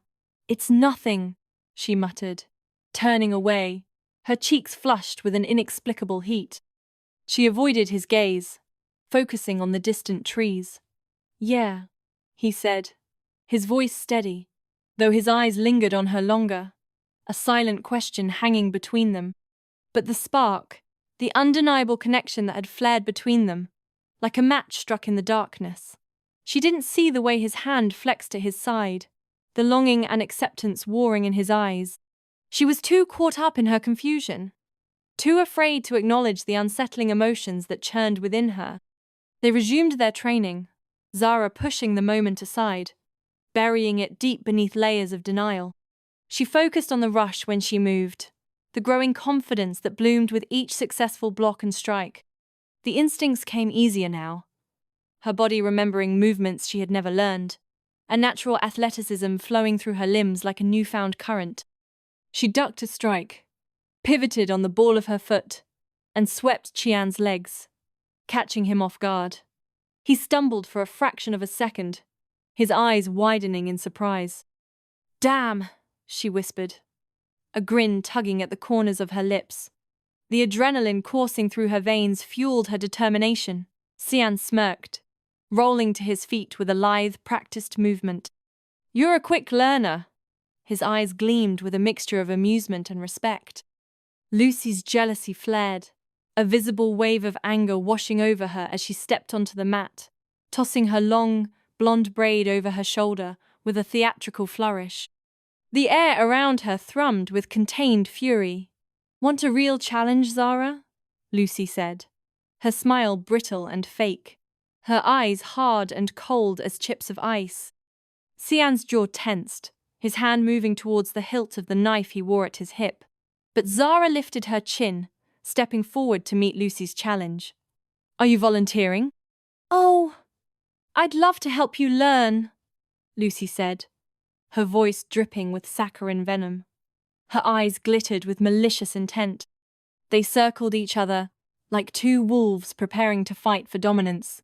Lucy feinted with a swift jab, then struck low, attempting to trip Zara with an aimed kick. But Zara's awakened instincts guided her, her feet moving and turning, using Lucy's momentum against her. Lucy stumbled, losing her balance, and caught herself with a grunt, her cheeks flushing a furious red. A second attempt, more aggressive and forceful, but Zara sidestepped the attack with deceptive ease, tapping Lucy's shoulder with the flat of her hand. The contact was minimal, but the force behind it sent Lucy sprawling onto the mat in an undignified heap. The other pack members tried to hide their laughter, but a ripple of suppressed amusement ran through the crowd as Lucy scrambled to her feet, her eyes blazing with embarrassment and rage. The humiliation was a visible brand on her face. Zara tilted her head, her voice calm and controlled, loud enough for those watching to hear. "Thank you for the lesson, Lucy." Lucy's lips twisted into a snarl, but she didn't speak, unable to articulate her fury. She stormed off the mat, her pride bruised and her constructed facade shattered, leaving a vacuum of simmering resentment in her wake. As the training session wrapped up, Zara stepped away from the circle, wiping sweat from her brow with the back of her hand.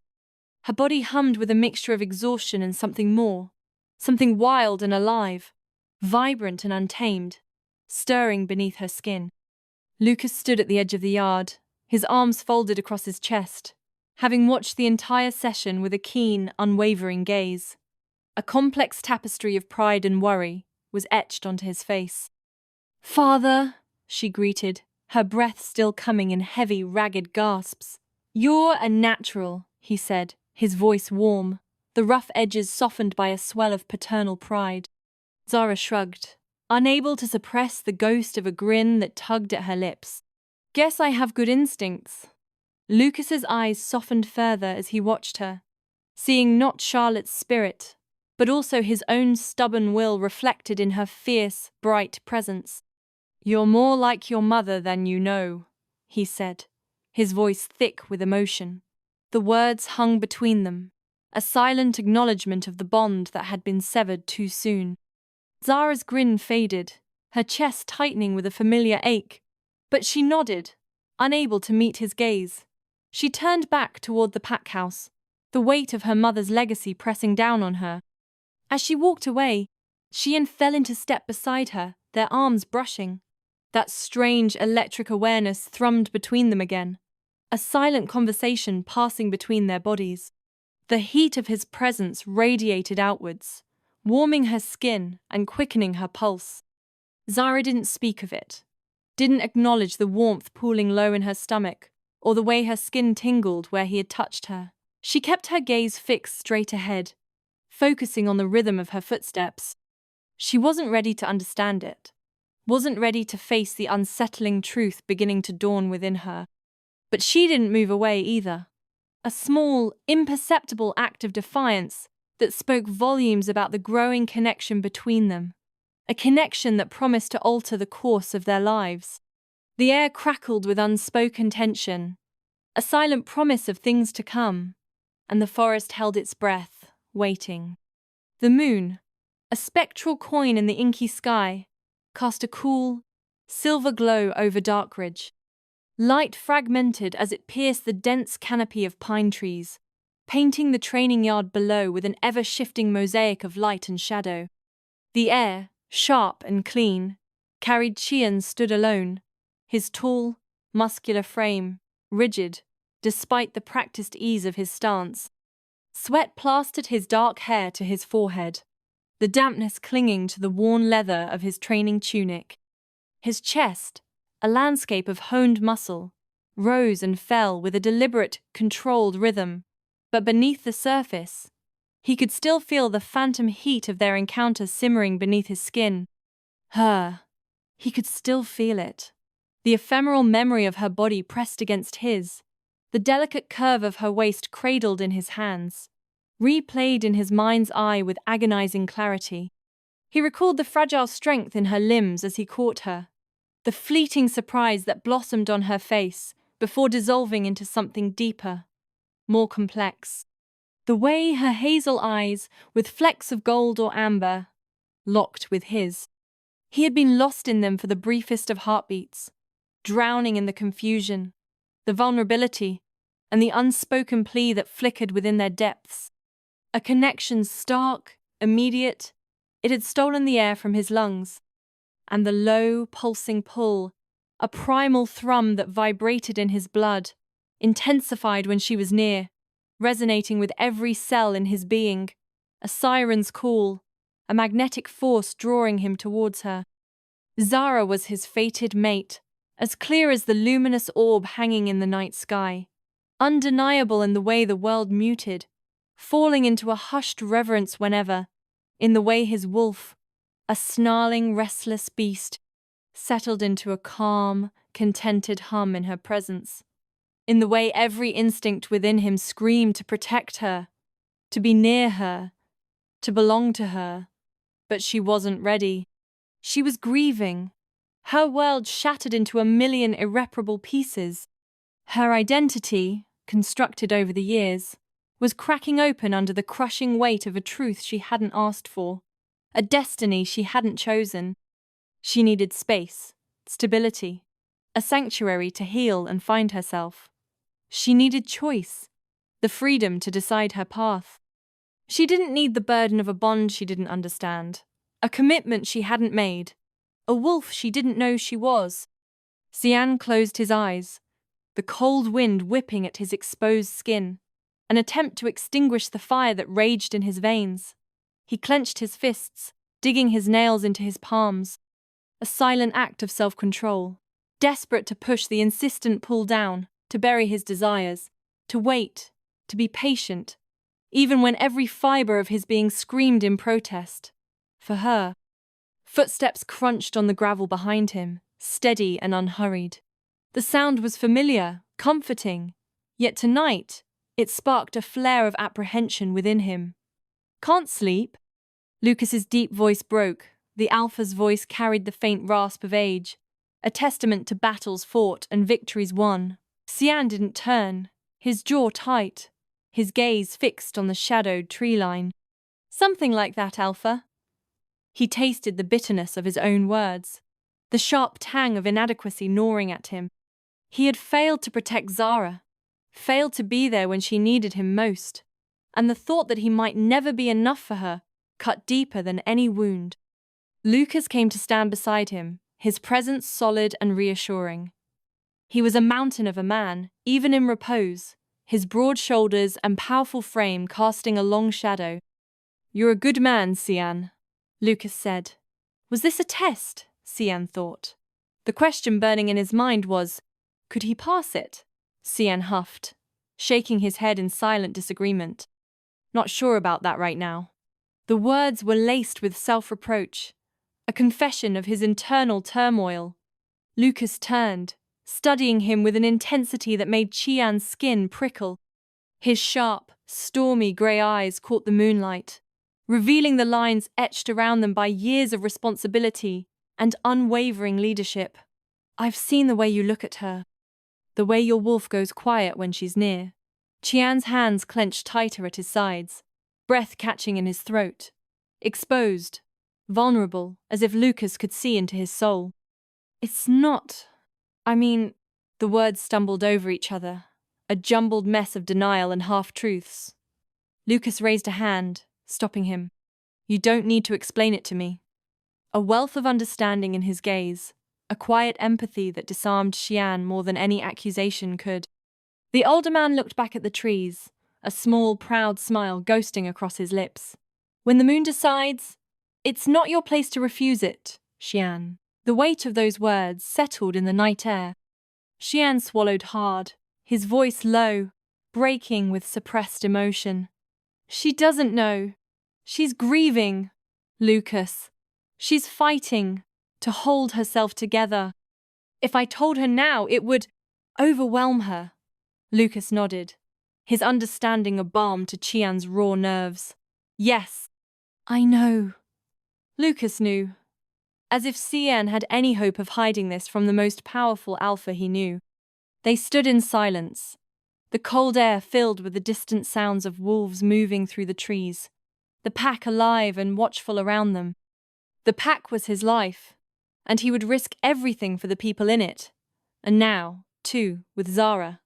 I trust you, Lucas said, his voice carrying the weight of his years and leadership.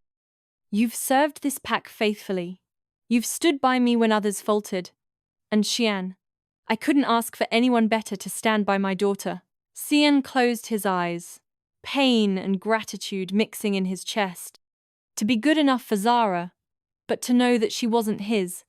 Too much to bear. Thank you, Alpha. It means a lot. The words were simple but sincere, acknowledging the weight of trust Lucas had placed in him. Lucas chuckled, the sound warm but touched with sadness. Strange, hearing you thank me. Strange for me too, Xian admitted, a wry smile flickering across his face as he met Lucas's gaze, steady and clear, the unspoken promise of his loyalty ringing louder than any words. Lucas's brow furrowed, his gaze sharpening, not from doubt, but from the shared understanding that passed between Alpha and Beta, an unspoken acknowledgement of the battles ahead, and the bond that would see them through. Alpha. Siam paused, exhaling the name he was about to say, weighing heavily in the space between them. It's Lucy! He dragged a hand over his jaw, the rough stubble rasping against his palm. She's escalating. She's always had feelings for me, but now that Zara's here, it's getting worse. She tried to trip her during training, tried to embarrass her, but Zara handled it. Lucy was going to hurt Zara, and Cian couldn't protect her, and driving him mad. A small, proud smirk tugged at Lucas's lips, a flash of paternal satisfaction. Yes, she did. Chan didn't smile. Lucy won't stop, Lucas. She's pack. But she's also hurt. She's going to become a problem. Lucas's expression sobered, the alpha returning in full force, his eyes turning sharp and assessing. Keep an eye on her, but don't let her pull your focus from Zara. Cian nodded, a muscle ticking in his jaw, his gaze unwavering. I won't. Lucas clapped a hand on his shoulder, the warmth of it grounding, a silent reassurance. Let the bond unfold naturally, Xian. Don't push it, but don't deny it either. She will find her way to you when she's ready. And if she never does? Qian's voice was raw, the fear he let anyone see cracking through his constructed facade. The thought of living without Zara, of being close yet forever separated, was a torment he couldn't bear to contemplate. Lucas's eyes softened again, a memory flickering in his gaze as, she will. Charlotte was the same, stubborn, fierce, determined to do everything her way. His lips curved into a fond smile. Zara has her fire, but she has your patience around her. It will happen. You ground her. Cian took a slow breath, letting the cold wind settle into his bones, a desperate attempt to find a semblance of calm. I hope you're right. Lucas gave him one last steady look, his eyes filled with unwavering confidence. Rest, Cian. We need you at your best. Later that night, fueled by a desperate need for connection, Cian found himself outside Zara's door. He stood there, a silent guardian in the darkness, listening. The rough bark of the door pressed against his back. Inside, the memory of her eyes earlier washed over him, full of shadows he longed to chase away.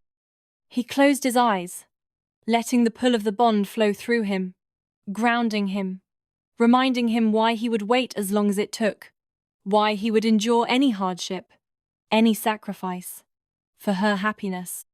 For you, Zara, I will be there, he whispered to the dark, the words a silent promise, a vow etched into his soul. Always. And then he turned away, his footsteps silent on the wooden floor, leaving her to her dreams, letting the moonlight guide him back into the quiet, watchful darkness of the pack's embrace, her fragile safety now, his most sacred duty. But how could he protect her from Lucy if she wasn't his? He was nothing to her, a stranger who made her life harder. Letting out a strangled breath, Xian headed towards the training grounds, needing to run, needing to fight, needing to do anything but feel. The warmth of the crackling logs in the hearth cast dancing shadows across the room, but Zara felt a chill deep in her bones. Books, weighty tomes on werewolf history, ancient lore, and faded treaties, lined the walls from floor to ceiling, their spines cracked and worn from countless hands. Dust motes, caught in the golden shafts of late afternoon sunlight, slanting through the tall windows, danced above a heavy mahogany desk. On its edge, a silver-framed photo of a young Charlotte, her eyes bright, caught mid-laugh, her auburn hair wind-tossed, a vibrancy Zara felt was a cruel illusion. Zara stood in front of the desk, arms folded across her chest, the worn denim of her jacket pressing against her ribs. Her dark hair, pulled back, hung loose around her face, softening the sharp angles of her jaw. Her eyes, a steady, unwavering hazel, were sharp with a raw, tired edge, weighing every flicker of Lucas's expression, sensing the immense, suffocating heaviness that permeated the air long before words even left his mouth. She could smell it too. The familiar, earthy scent of Lucas, overlaid now with something brittle, like dry leaves, indicating a hidden anxiety. "Father," she said, her voice calm, a deceptive lull before a storm. Her lips moved, her posture rigid. "You said you needed to talk." Lucas, a man built of quiet strength, with deep-set eyes, the color of a stormy sea, and a face etched with the subtle lines of command and sorrow, nodded. He wore a dark, textured wool jacket over a crisp white shirt, his attire exuding a quiet authority that nonetheless felt burdened today. He stood, moving around the desk with an imperceptible weariness. The soft rustle of his clothes, the sound of the crackling fire. He didn't sit behind his imposing desk, but perched on its edge, trying to shrink the formal space between them. He gestured to the leather armchair opposite him, its worn armrests gleaming in the firelight. "Sit, Zara." His voice was low, deep, holding a quiet plea. She hesitated, her gaze flicking from his face to the empty chair, then back again. Her eyes narrowed, the muscles along her jaw tightening. A prickle of unease, a premonition, like a spider crawling up her spine. She moved forward, boots whispering against the polished floor, louder than they should have been, the leather chair wrapped around her like ice, a jarring counterpoint to the heat rising sharp and fast in her gut. "It's time you knew the truth," Lucas said, his voice a murmur, his gaze sweeping over the photo of Charlotte once more before settling on Zara. "All of it." He took a slow, deliberate breath. He didn't flinch away. "You were born a wolf, Zara. Not bitten, not turned, born." The words landed like a physical slap, a concussive force that stole the air from her lungs. For a heartbeat, Zara's constructed composure cracked, a raw wound exposed, before hardening again, a desperate attempt to seal the breach. The heat in her stomach flared, then turned to ice. "You're saying, I've always been a wolf?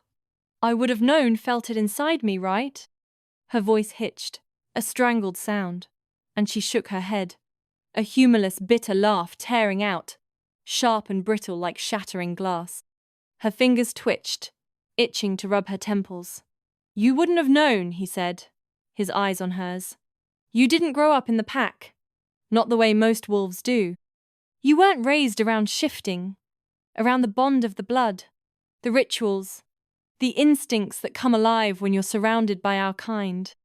Charlotte, she never told you, not about your lineage or pack life, not about what you were born to become." He paused, the ache of memory tightening his jaw. "Your wolf." It was always there. But without the right surroundings, without the truth, it stayed dormant, quiet, like a part of you still asleep, waiting. You didn't suppress it, Zara. You just didn't know how to listen for it. And your wolf didn't know it was safe to rise. His gaze was unwavering, gentle but firm. Zara swallowed, a dry, painful knot forming in her throat, the pulse hammering at her temple.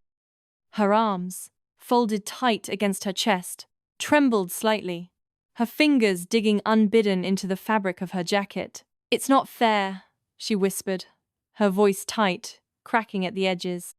"Not to know something so vital, so much a part of me. I should have been told. I should have grown up knowing who I was. There's a difference between being born to this and being bitten, Zara.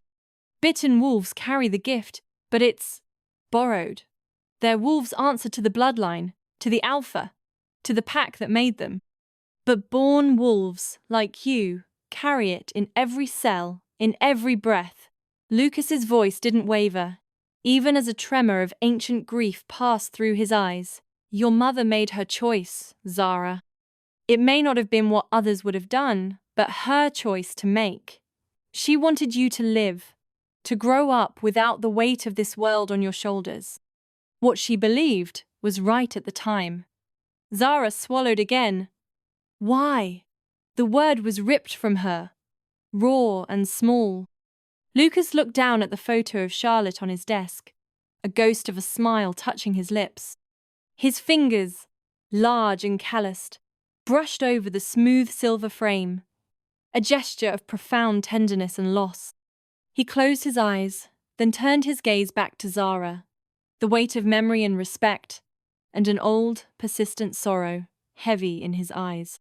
"Your mother and I, we were young when we met," he continued, his voice softer now, a whisper, as if speaking a sacred secret. "She was fierce, stubborn, and beautiful, determined to live her life her way. We loved each other, but she struggled with the pack. The expectations, the rules, the constant eyes on us, and her role as Luna. So, when she found out she was pregnant with you, she left. I had no idea." His voice thickened, grief and memory choking him for a second, a muscle twitching in his jaw. He cleared his throat, the sound, a rough rasp. "I knew she was struggling every day, and I tried to lighten the load, but it wasn't for her." The confession hung, heavy and final. Zara's eyes glistened, and she blinked the tears back, determined not to let them fall. Her jaw tightened further, a defiant set to her mouth, a cold, hard knot forming in her chest. "So she lied?" she said, her voice low, shaking with the desperate effort to keep it steady, to keep the devastation from tearing through her. "She lied to me every day, my whole life." Lucas closed his eyes, a blink, a silent acknowledgement of the accusation. "She loved you, Zara, more than anything." Zara shook her head, a violent, disbelieving motion. The leather armchair felt too constricting, the walls too close. She pushed herself up, pacing away, 2 quick, agitated steps, her fingers running through her dark hair, tugging at the roots. "I wish I had known about you," Lucas continued, his voice rough with regret. "About your birth, your childhood. I would have found a way to visit, to be there, even in small moments. I never wanted to be shut out of your life." "She was happy!" Zara snapped, spinning back to face him, her hands clenched into white-knuckled fists at her sides. Her voice cracked, frayed at the edges. "She was happy, but she was nervous before the crash.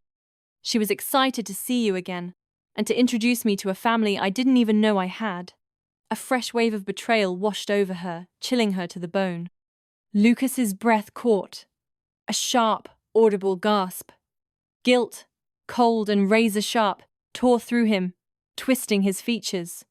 "She was coming to see you, Father. She was ready. And you're telling me she was running from this life the entire time? Then why would she put me in the same position she ran from?" I'm struggling to understand. Zara's voice rose, cracking with each word, her eyes blazing with a furious, wounded light, mirroring the inferno in the hearth. Lucas stood, but kept his distance, allowing her the vital space to burn, to rage. The raw power simmering beneath her skin, the primal instinct awakening. She wanted to protect you, to let you grow up free. Maybe she was coming back because she knew your first shift would be awakening. I'm just guessing. Lucas's jaw tightened, his eyes on the dancing flames for a split second, seeking solace or strength, before meeting hers once more. Zara, I haven't seen or spoken to your mother in 20 years. I don't know what her thought process was, but I can say for sure she believed she was doing the right thing for you. Zara's chest heaved, anger and grief swirling in a maelstrom within her, the fire crackling in the hearth seeming to match the storm in her veins. She let out a bitter breath, a choked sob caught in her throat, blinking back tears with fierce determination. And you're happy about that? Was it the right thing to do? Her voice trembled, thick with unshed tears, as she gestured between them, a sweeping, condemning motion. Because here we stand as strangers after 20 years. 20 years, Father. Lucas's eyes, steady, shone with pain, a flash of profound sorrow, but his voice remained steady, a balm against her fury. Zara, you deserve the truth, and I am giving it to you now. I failed her by not fighting harder to bring her back, and I failed you by not being there. The tears slipped down Zara's cheeks, hot and unwelcome, carving twin paths through the dust of her crumbling world. She wiped them away with the back of her hand, a furious gesture, refusing to let them fall, refusing to surrender to the devastation. I hate this. You didn't know I existed, Father, she whispered, her voice breaking, fractured. I hate that she's gone. I hate that I didn't know. I hate that she lied. The last words were a sob, ripped from the deepest part of her. Lucas stepped forward, his gaze fixed on her face, his voice quiet, resonating with a deep compassion that transcended the pain. And you're allowed to feel that, to feel all of it, every single shattering piece. She pressed her palms to her eyes, hard, trying to push the tears back, to press the world back into shape. Her breath was ragged, hitching in her chest. The fire crackled with a predatory intensity as Lucas moved closer, his sorrow a palpable weight, yet he radiated a quiet strength. He placed a hand on her shoulder, the warmth of his palm seeping through her jacket. A grounding pressure. She stiffened, every muscle in her body tensing, but she didn't pull away. I am here, Zara, he said, his voice a low rumble.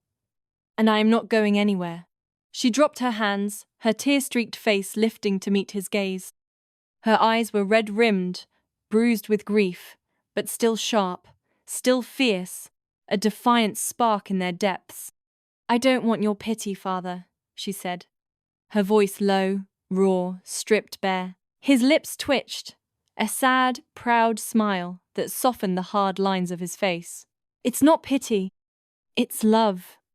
And I will never apologize for that. She closed her eyes, drawing a shaky, ragged breath, trying to steady her racing heart. The rich, earthy scent of smoke and pine, Lucas's scent, filled her senses, and for the first time, it felt less like an intrusion and more like an anchor. The fire popped, a log shifting, sending a cascade of sparks up the chimney, a bright, fleeting dance against the dark brick.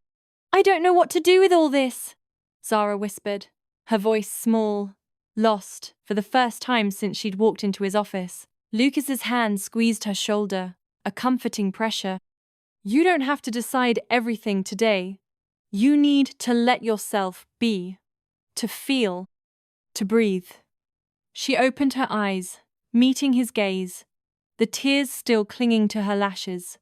You're asking me to accept that I'm a wolf, that I'm part of this world, this hidden world, with its rules and its alphas.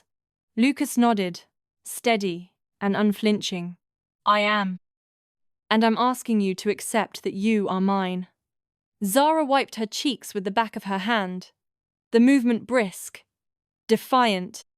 Her breath steadied, the chaotic storm inside her quieting, leaving a desolate landscape in its wake. Fine, she said, her voice regaining its strength, though it trembled at the edges. Her jaw was still tight, but a flicker of something new in her eyes. Resolve. But I'm doing it on my terms. A soft, proud smile curved on Lucas's lips, a profound relief washing over him. The lines of sorrow around his eyes eased. Just like your mother. Zara's lips twitched, a ghost of a smile flickering across her tear-streaked face, before fading into a tired, sad line. Yeah, she whispered, the word hanging in the quiet air between them, imbued with an understanding, both a burden and a strange, new beginning. Like her, the ancient forest was alive with whispers, a living breath of wind threading through the towering, dark spines of the pines. Their needles, thick with old resin, released a crisp, medicinal perfume that mingled with the deeper, richer scent of wet moss, decaying leaves, and mineral-rich earth.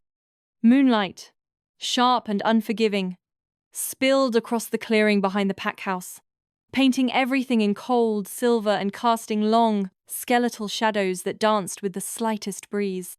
The air, already crisp with the promise of autumn, held a biting dampness that seeped into bones, making the breath cloud. Zara stood alone in the center of that stark light, her arms wrapped around herself, her knuckles white against the worn, dark fabric of her oversized hoodie. Her wild, dark hair was plastered to her forehead with sweat and tears, a few strands clinging to her flushed cheeks. Her eyes, a warm hazel, were now bloodshot and raw, squeezed shut against the torment inside. She tasted salt and copper on her tongue, the metallic tang of her fear. The cool kiss of the night air, a comfort, now felt like a brutal caress against her exposed skin. She pressed her eyes shut, trying to silence the thoughts screaming like banshees in her mind. She lied to you. You're not who you thought you were. You're a wolf. She's gone, and now you're alone. Her breath came in ragged, tearing gasps, hitching in her throat. Hot tears, a torrent she couldn't stop, slipped down her cheeks, soaking into the collar of her hoodie. She wiped them away with the back of a trembling hand, the action desperate, violent. The anger, a hot, vicious pulse, throbbed under her skin, eclipsing even the grief for a searing moment. I didn't ask for this, she whispered to the dark, her voice a raw, cracking sound audible above the rustle of leaves. Her hands, still trembling, curled into fists, nails biting crescent moons into her palms. A strange, unfamiliar heat, like a coiled dragon, unfurled deep inside her gut, rising, demanding release. It wasn't physical. Her senses, already heightened, sharpened further, with an agonizing intensity. The world was too much, too loud, too sharp. Then, a sudden, blinding lance of pain exploded through her spine, searing and sharp, as if her bones were splintering. A guttural cry, more animal than human, tore from her lips, shocking her. She stumbled, her knees giving out, pitching forward onto the cold, damp dirt. The shock of the impact jarred her teeth. No, no, no, no. Her bones felt like they were on fire, a molten agony spreading through her limbs. Her skin prickled, 1,000 tiny needles, as if something was pushing beneath the surface. Her vision sharpened, until she could discern every individual grain of dirt beneath her palms, every shimmering drop of dew on the blades of grass, each one reflecting a tiny, distorted moon. She pressed her hands flat against the ground, fingers splaying, digging into the cold, rough earth, gasping for air. A deep, resonant growl, foreign and primal, tore from her throat, rattling her teeth. It wasn't a sound. A physical vibration, born from the deepest, wildest part of her. A sudden, familiar scent hit her, cutting through the sensory overload. The crisp, clean notes of pine and wood smoke, underlined by something Qian, grounded, steady. Boots crunched on the earth, the sound gentle, as he came into the clearing. He moved with a quiet, deliberate grace. In the moonlight, his dark hair absorbed the light, framing a face stern but was now etched with a surprising tenderness. He wore a heavy dark jacket, the kind wolves favored for its freedom of movement, and the subtle scent of leather and his unique musk clung to it. His presence, somehow, was a steady anchor against the overwhelming chaos ripping through her. "Zara," he said, his voice low, clear, and calm, cutting through the roaring in her ears. Her head snapped up, a snarl pulling back her lips, revealing teeth that felt too sharp, too long. Her eyes, caught in the moonlight, flashed a startling predatory gold, reflecting the inner storm. "Don't!" she hissed, the sound ragged. "Don't come closer." Her voice was laced with a desperate terror, a warning she understood herself. But he did. He didn't hesitate, sinking to his knees a few feet from her, his movements unhurried, deliberate, like a rock settling in a turbulent stream. He seemed stoic, his broad shoulders squared, his gaze unwavering. "You're okay," he said, his deep eyes, dark as polished obsidian, never leaving hers. A quiet strength in them, a profound understanding that both terrified and soothed her. "You're shifting. It's your first." A raw, strangled snarl ripped from Zara, born of an agonizing tangle of fear and rage and a frantic, desperate denial. Her body clenched, resisting the inevitable. "I don't want this!" she spat, the words a desperate plea. "I know," he said, his voice remaining as steady as the moon above them, a calming cadence. He inched closer, his hand hovering, not touching, yet his quiet strength felt palpable. "But it's already part of you." Pain lanced through her again, a fresh, fiery wave that made her whole body arch. Her bones shrieked. The sound of physical vibration felt deep in her marrow, twisting and cracking. She clawed at the dirt, her nails tearing furrows in the soft earth, as a shimmering black fur rippled under her skin, starting at her forearms, a dark, velvety shadow against the stark moonlight. She screamed, the sound raw and guttural, tearing her throat. Fresh tears streamed down her face, hot trails on cold skin, as she fought the change with every fiber of her being. Her breath came in ragged, desperate sobs, each one a struggle. "I can't," she gasped. Her voice choked. "You can," Xian whispered, his voice unwavering, a balm in the chaos. He closed the last few feet, his hands, calloused and warm, settling on her shoulders. His touch was electric, not physical warmth, but a grounding current that flooded into her, pulling her back from the precipice of primal chaos. "Breathe with me," he murmured, his voice a low command. He inhaled, his chest expanding, then exhaled. She tried to match him, each breath a desperate war against the shift tearing through her, her body caught in an agonizing limbo between wolf and human. The world was still too loud. The frantic heartbeats of creatures in the forest, the overwhelming scent of blood and earth, and her own shifting body, the shocking heat of Xian's hands on her shoulders, and the relentless, primal pull of the full moon above. "Focus on me," he urged, his forehead leaning against hers, their breath mingling, warm and humid in the cold air. His scent enveloped her, a secure fortress against the terror. The pain shifted. No longer agony, but something hot and wild, a raw, surging power, a strength she hadn't known she possessed, thrumming under her skin. Her hands, which had been contorting, flexed. The nascent claws retracted, the shimmering black fur receded, melting back into her skin. Her ragged breathing slowed, each breath deeper, more controlled, as the shift receded, leaving her trembling, exhausted, in the damp dirt. She sagged forward, her remaining strength evaporating, pressing her forehead into Qian's chest. His jacket was rough under her cheek, smelling of pine and him.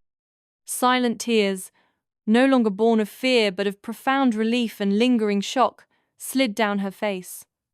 "I didn't want this," she whispered, her voice small, shaking, fragile.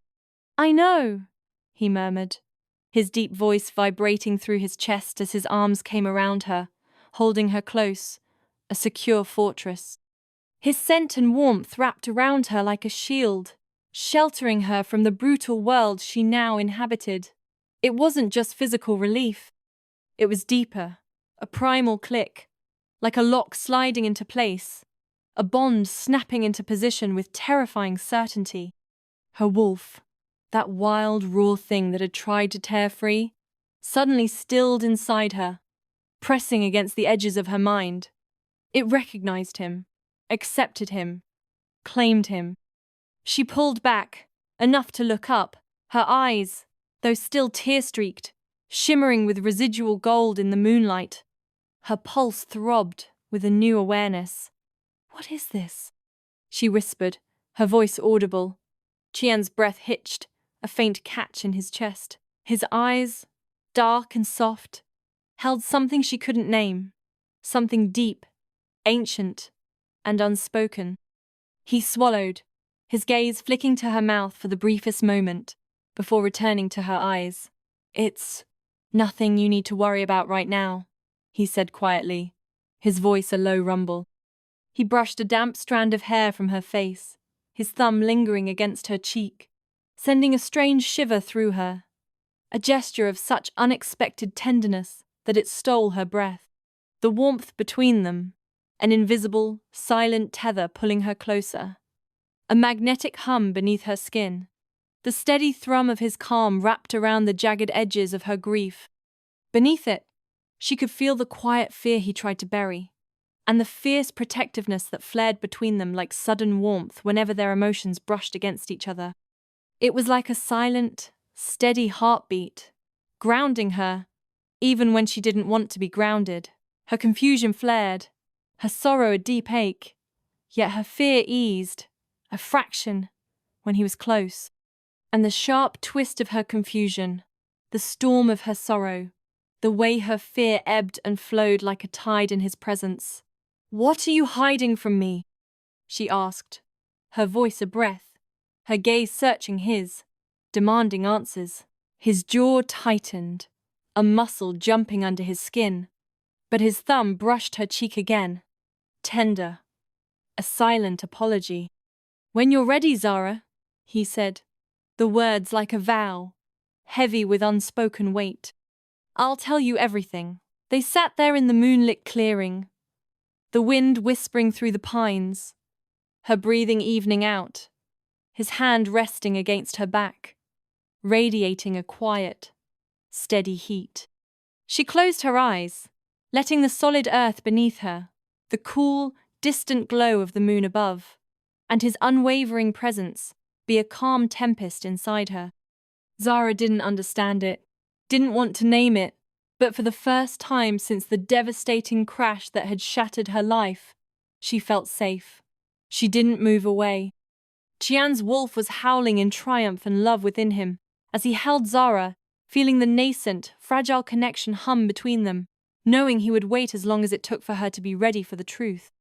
He would wait for her to claim him, as his wolf had claimed her. She was his. The forest smelt different now, no longer the crisp, clean tang of pine and damp earth.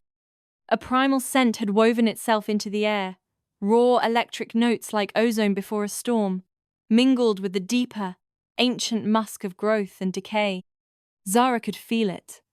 A pulse, a rhythm in the cold, damp soil that vibrated under her bare feet as she stepped through the clearing behind the pack house.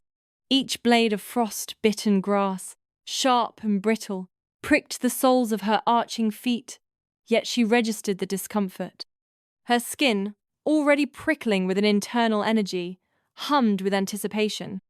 She inhaled, the air burning cool and sharp in her lungs, every sound amplified, rendered in exquisite detail.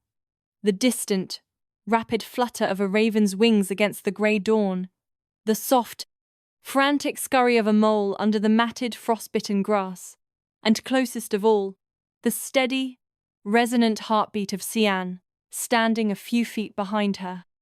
Its rhythm was a low, comforting thrum against the frantic beat of her own. "Breathe, Zara," he said, his voice a low timbre that vibrated through the stillness. A plume of mist escaped his lips. She turned, her shoulders rigid, giving him a look of a volatile mix of fear, exasperation, and a hint of something wild.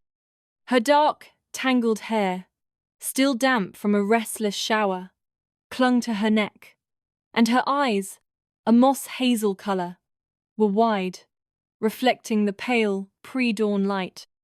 "If you say that one more time, Sian, I swear to the god, I will," she began, her voice tight, a tremor running through it. He chuckled, a low, rumbling sound that made her stomach clench in a strange, pleasant way.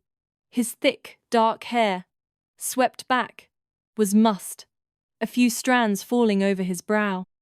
He wore a heavy, charcoal grey wool coat over a dark sweater, its scent a familiar blend of clean linen, pine sap, and something that was him, a deep animal warmth that always felt like coming home. The corner of his mouth lifted in a slow, easy grin, showing a flash of white teeth.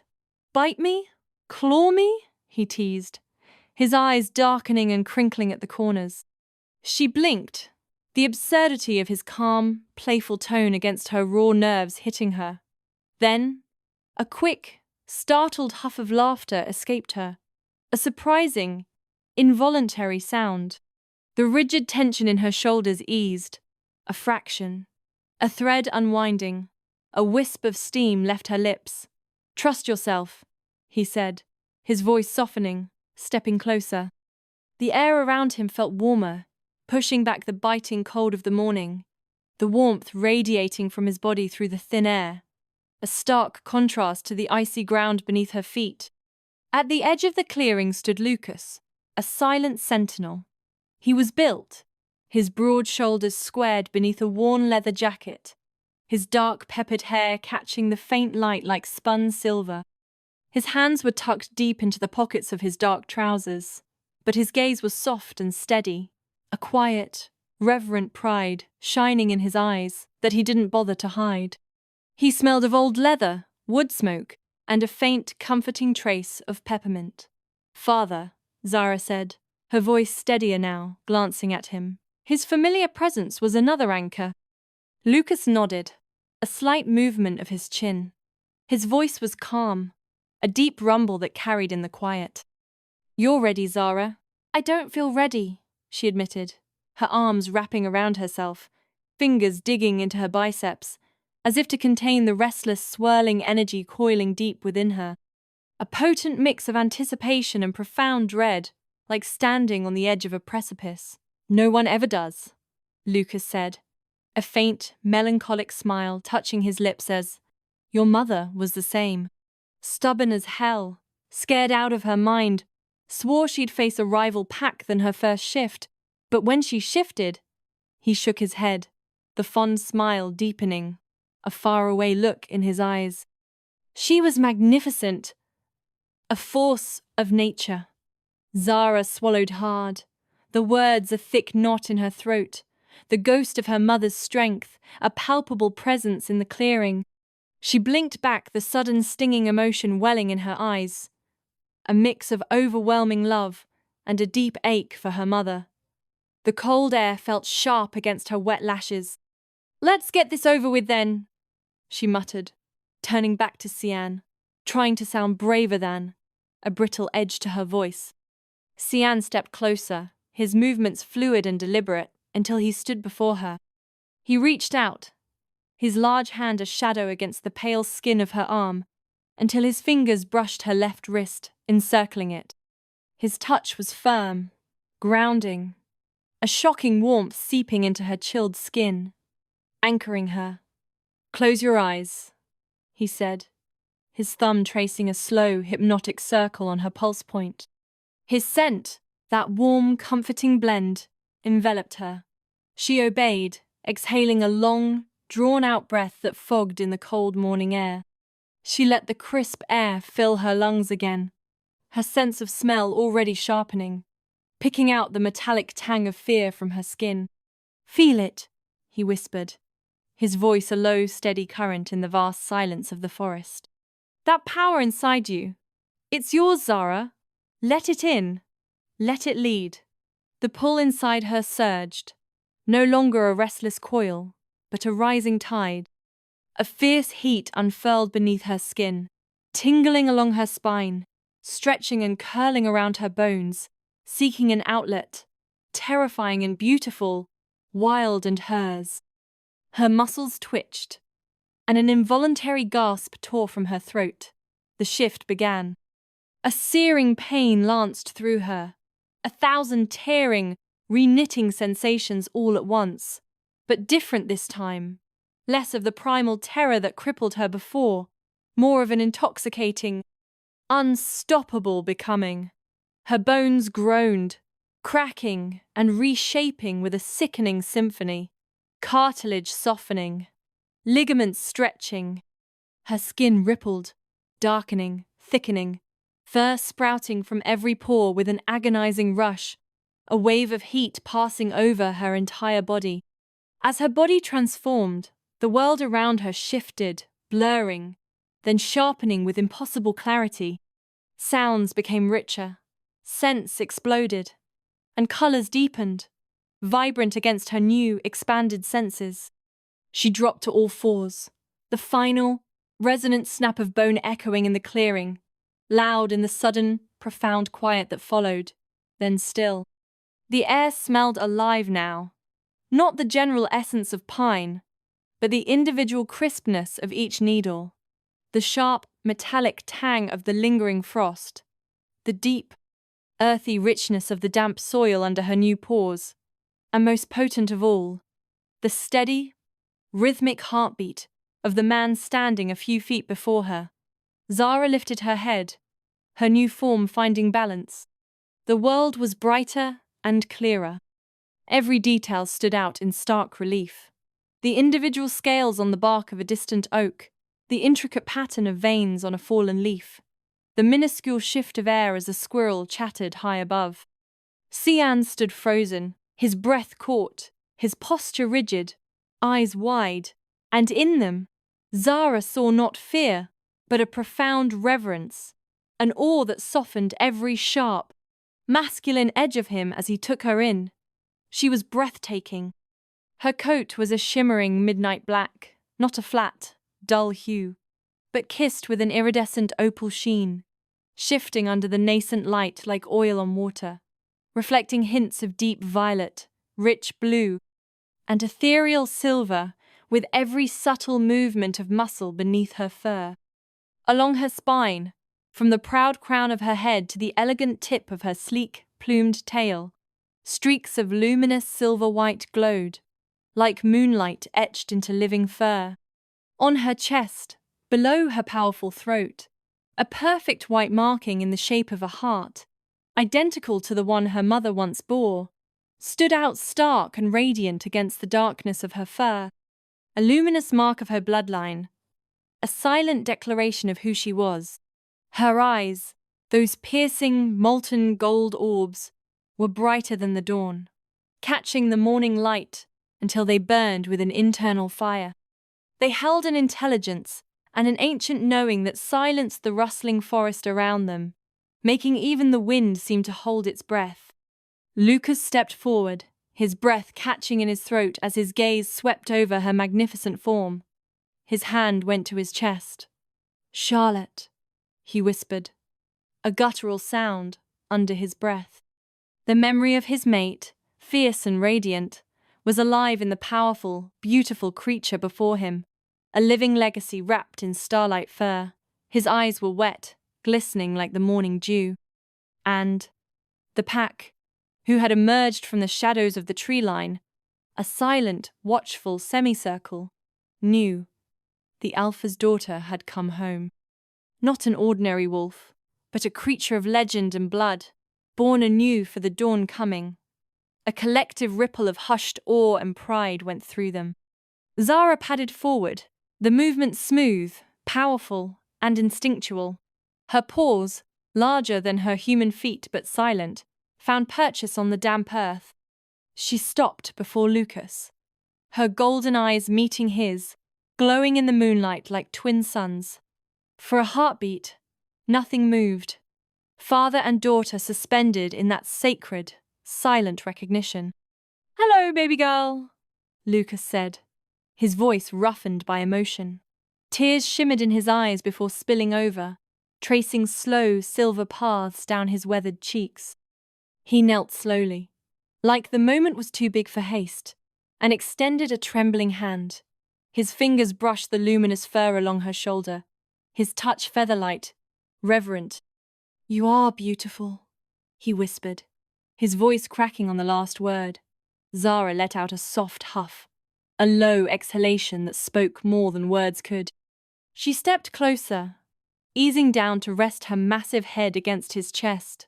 The steady rumble of his heartbeat was grounding, familiar. His scent wrapped around her, pine, worn leather, a faint trace of smoke from a long-extinguished fire. "Home," Lucas chuckled softly, his fingers combing gently through the thick fur behind her ears. "You've got her eyes," he murmured. "Same gentleness. You're the spitting image of your mother, Zara. She'd be so proud of you." He paused, the silence between them full of memories. "She used to sit like this, you know, right here in front of me. Same expression, that looked like she was about to argue with the moon itself, if it disagreed with her." Zara tilted her head slightly, letting out a low rumble, half a growl, half a chuckle. Lucas smiled through his tears. "Yeah, that sound too. You even laugh like her." He leaned in, pressing his forehead to hers, skin to fur, like some ancient sacred rite. "You did good, baby girl. You're strong, just like I knew you'd be." For a long while they stayed like that, father and daughter, wrapped in the moon's silver embrace and the unshakable tether of blood and love. Then she turned, her gaze locking with Chian's. The bond between them, already a deep current, now thrummed like a live, exposed wire, vibrant and undeniable, a physical sensation that pulsed between their souls. Chian's breath hitched again, a slow, awed smile spreading across his face, lighting his eyes from within. The cold, serious mask he often wore was gone, replaced by pure, unadulterated wonder. "Zara," he breathed, the single word a benediction. She moved closer, her powerful body fluid, her tail giving a soft, exploratory wag. She nudged her nose against his outstretched hand, then nuzzled into his palm, the familiar warmth of his skin, the connection that bound them, grounding her even in this new, wild, and exhilarating form. "You're stunning," he whispered, his fingers running through the shimmering fur of her mane, burying themselves in the soft, thick warmth. His wolf howled in a quiet, triumphant symphony within him, echoing the profound rightness of this moment. The pack watched from the tree line, a mix of awe and renewed hope on their faces. The alpha's daughter and the beta, standing together in the morning light, a unit, strong and unbreakable, twin forces of destiny. And Lucy saw it too. She stood hidden behind a thick pine, her steel-grey eyes narrowed to slits, losing their sparkle and darkening to a cold, flat slate. A bitter, acrid jealousy coiled in her chest like a venomous snake, tightening around her ribs, making it hard to breathe. She watched Xian's hand linger on Zara's magnificent form. The tenderness in his eyes, an undeniable, gut-wrenching warmth never directed at her. Her jaw clenched, her teeth ached, and her breath came in shallow, angry gasps. The hours that followed were a blur of exhilarating freedom. Zara ran through the forest, her new body an extension of her will, her paws silent over frost-dusted earth and gnarled roots. Her muscles rippled with effortless power, her senses drinking in the world. She chased scents, the sharp tang of a startled rabbit, the musky trail of a deer, the faint, sweet decay of fallen leaves, leapt fallen logs with effortless grace, rolled in patches of pristine, snow-dusted grass, a wild, unrestrained joy singing in her blood. The chill air rushed past her fur, invigorating. Qian ran beside her in his wolf form, a powerful, dark-furred shadow, their movements syncing like they had done this forever, two halves of a single, ancient soul. They wove through the trees, a silent, powerful dance of connection and belonging. When they returned to the clearing, the sun higher now, painting the treetops in gold, Zara shifted back, the air shocking against her skin, leaving her breathless. The sudden cold was a jolt, but even her human skin felt more sensitive, more alive. She dropped to her knees, gasping, light-headed, a wild, uncontainable laughter bubbling past her lips as the roughness of the wool, the slight dampness of the grass under her knees, and the warmth of the blanket. Every sensation was vivid. She managed between deep, shuddering breaths, her eyes bright, sparkling with unshed tears of pure elation. Every sensation? Xian finished, his voice hushed, his smile soft and wide, his eyes bright with pride, and something deeper. Something that saw not the girl, but the power she had become. He smelled of rain and earth, and her own returning human scent, mixed with his own unique, comforting aroma. Later, by the crackling fire inside the packhouse's great hall, Zara sat with Lucas, wrapped in a thick, hand-stitched quilt, a mug of steaming herbal tea warming her hands, a stark contrast to the raw cold of the forest. The gentle heat of the fire radiated against her skin, soothing the lingering aches in her reformed bones. Lucas chuckled, the sound rumbling deep in his chest as he shook his head, gazing into the flames. "Your mother would have been proud of you, Zara." Zara's throat tightened, a fresh wave of emotion swelling. Tears welled in her eyes as she stared into the dancing flames, the light reflecting in their wet depths. "I wish I'd known that side of her," she said quietly, not looking at him. "Not just the sadness, not just the quiet. I never got to see her, like that, free, alive in her wolf. I keep thinking about her," she whispered. "About all the little things. The way she'd sing off key while cooking, like she was doing it on purpose, to annoy me." Zara huffed a quiet laugh, her smile fragile but real. "And how she'd always catch me being too quiet and say, 'Baby, why are you so serious?' Like it was a crime to be too quiet. I miss that," Zara said, her voice breaking.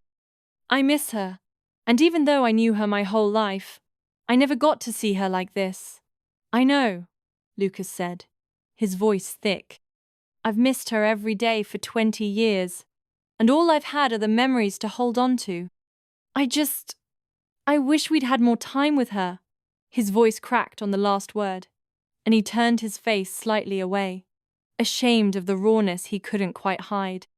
Lucas was quiet for a moment, the only sound the pop and hiss of the firewood.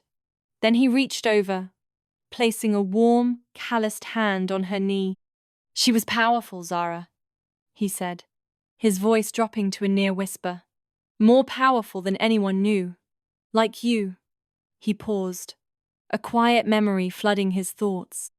"I know you missed that part of her. She hid it, more than she should have. She wanted to protect you, but I think maybe she forgot to let you see who she was." Zara nodded slowly, the ache behind her ribs both softened and sharpened by his words. "Tell me more about her, father," she whispered, turning to him at last. "Please, everything." And Lucas did. He spoke of Charlotte's fierce, untamed spirit, her infectious laughter that could chase away any shadow, her stubbornness, legendary even among the alphas. He spoke of the way she would run through the forest with her wolf free, a blur of silver and black, how she would dance barefoot in the moonlit clearing, daring the moon to challenge her light. His voice, strong, softened with each memory, laced with a love profound and palpable. Zara closed her eyes, letting the stories wrap around her like a warm quilt. Each word a thread, each memory a stitch. The warmth of the fire, the quiet strength of her father's presence, and the rediscovered bond stitched a long missing piece of her back together. Xian joined them a few minutes later, a silent shadow settling beside Zara on the worn leather sofa, their shoulders brushed, a comfortable, natural contact, and the bond between them, now an open, flowing river, hummed with a steady, growing strength with each shared breath. When he sat closer, Zara looked at him. There was no fear in his eyes, no pity, only a quiet, endless belonging that reflected what she felt in her own heart. For the first time in her life, Zara felt her place cemented in the pack, felt the undeniable depth of her lineage, and understood the truth of who she was. She was not Zara.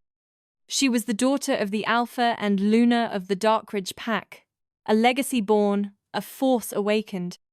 She was not alone anymore, and for the first time she felt at peace. The moon rose, casting long, silent shadows through the ancient trees. Zara stood beneath its light, cradled by fate and the promise of what was to come. The wolf within her stirred, not with fear, but with a quiet, confident joy, knowing this time she had finally arrived. Daughter of the Darkridge pack was not alone anymore.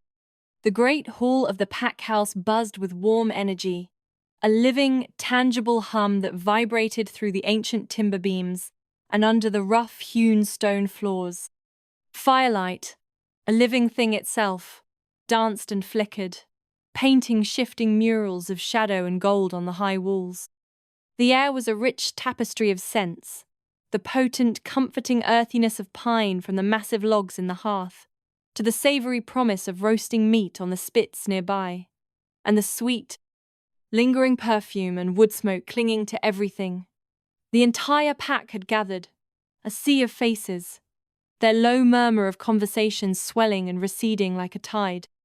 Laughter, deep and unrestrained, punctuated the evening, pierced by the excited yelps of pups playing near the crackling blaze. The temperature was a balm warm embrace against the lingering chill of the autumn night. Zara stood near the hearth, the intense warmth of the flames, and physical pressure on her skin, chasing away any lingering shivers. Qian was at her side, his presence a solid anchor in the swirling current of scents and voices. His hand, warm and calloused, rested on the small of her back, a silent, steadying weight. The familiar, clean scent of him, pine, damp earth, and something him, wild and safe, grounded her amidst the throng. It was different now. Not a shift, but a profound reordering within her bones. The world was clearer, sharper, as if a thin veil had been lifted from her senses. Emotions like currents, the pure, unburdened contentment of the pups tumbling on a bear-hide rug near the fireplace, their small bodies radiating warmth and joy. The quiet, reverent respect in the glances of the older wolves, their eyes holding a depth of understanding, and the way many eyes turned to her, not with suspicion or wary curiosity anymore, but with a simple, quiet acknowledgement. She was pack. The words didn't rattle in her mind. They resonated deep in her chest, a soft, powerful hum, like a tuning fork struck true, and she was no longer afraid of what that meant. A subtle lightness bloomed in her, easing the perpetual tension that had once been her companion. The dress she wore was a deep forest green, the precise colour of pine needles after a cleansing rain, catching the firelight with a rich, soft sheen. It hugged the gentle curves of her frame, the fine wool flowing down to her knees like liquid, whispering against her legs when she shifted her weight. The neckline dipped, edged with delicate, swirling embroidery in silver thread that caught the glow of the fire, hinting at her new place within the pack without demanding attention. Around her waist, a slim black leather belt cinched the dress, carved with the intricate sigil of Darkridge. A snarling wolf's head, eyes fixed on the horizon, marking her not as a guest, but as theirs. Her dark hair, thick and glossy, fell loose around her shoulders, a few soft curls brushing her collarbone, the firelight catching individual strands and turning them to burnished copper and deep sable, with the fire's glow dancing on her skin, her eyes bright with sudden hazel gold as she glanced at Cian, and her chin lifted with a quiet, resolute strength. Zara was beautiful, fierce, unyielding, a living reminder of who her mother had been, and of the powerful woman she was becoming. Lucas, standing by the head table, a towering figure even seated, raised his hand. The room, which had been a sea of contented murmurs, quieted, a wave of anticipation sweeping through the pack. "It has been a time of change," he began, his deep voice resonating with ancestral authority that Zara now recognized as a part of her own lineage. "We have welcomed home my daughter, Zara, who has embraced who she is with courage and strength." A low, approving rumble moved through the gathered wolves, a sound like distant thunder, warm and affirming. Zara felt a faint blush creep up her neck, a heat that prickled her skin, but she lifted her chin, meeting the gazes turned her way with calm composure, her wolf settling beneath her skin, a quiet vibration of satisfaction. Cian glanced at her, his lips curving into a small, warm smile that reached his eyes. Pride, pure and unmistakable, shone in his gaze, and Zara felt a comforting warmth spread through her chest when Lucy struck. She moved from the edge of the crowd, a phantom of frantic energy. Her neat blonde braid, thick as a rope, swung as she cut a path into the center of the hall, her eyes glittering with a desperate, brittle light, like glass about to shatter. She wore a simple, undyed linen tunic and dark trousers, practical clothes that somehow looked neglected next to Zara's tailored elegance. A faint, acrid scent clinging to her, something sharp and bitter like fear. Her posture was stiff, her shoulders hunched, then straightened as she prepared to confront the entire pack. "I think the pack should know who they're welcoming." Lucy's voice rang out, sweet, a thin, cutting wire that sliced through the warmth of the gathering, chilling the air. The room fell silent, the cheerful hum dying with startling abruptness. Heads turned, a sea of faces shifting as the weight of the pack's collective gaze, heavy and palpable, swung to Lucy. A sudden draft swept through the hall as if in warning. Zara felt the tension ripple off Cian, like heat from a stone. His wolf pressed forward, a low, inaudible growl rumbling in his chest. She placed a hand on his forearm, feeling the coiled strength beneath the fabric of his tunic. A silent message she hoped he understood. "Let me handle this." Lucy's voice cut through the stunned silence, sharp and brittle, each word an aimed dart.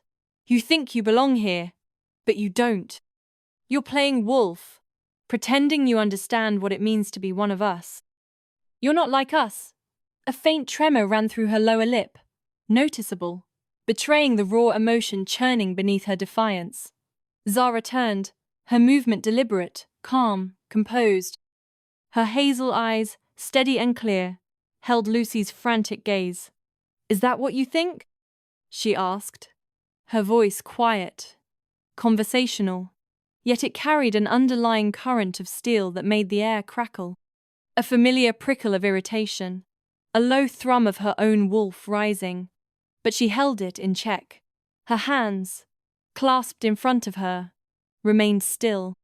Lucy lifted her chin, a desperate sheen in her eyes, struggling to project confidence she didn't possess. "Everyone is quick to fall in line because you're Lucas's precious daughter, but you're nothing here. A stray, using Cian to get what you want." Her gaze flickered to Cian. A flash of resentment. A ripple of discomfort passed through the hall. A collective, uneasy shift of bodies. The warmth of the fire felt heavy, oppressive, as eyes turned to watch the brewing confrontation, a silent audience to a drama they hadn't asked for. Qian's voice, low and even, cut through the tension like a keen blade, edged with an unmistakable warning. You're questioning the Alpha's daughter, Lucy. Be mindful of your next words. His hand tightened on Zara's back, a protective squeeze both grounding and possessive. The subtle shift in his stance, leaning forward, ready to intervene, did not go unnoticed. Lucy's lips twisted, a retort already forming, the bitterness rising fast, but she caught the look in Zara's eyes, calm, steady, and sharp as a blade unsheathed. The golden glint in the firelight warned more than words ever could. Enough, Lucy. The words were quiet, but carried a steely edge, undeniable, immovable. Zara held her gaze. You cut in while my father was speaking. That is disrespectful. Out of turn, and far from your place. Lucas didn't speak, but the faint lift at the corner of his mouth and the gleam in his eyes spoke volumes, pride, fierce and unmistakable.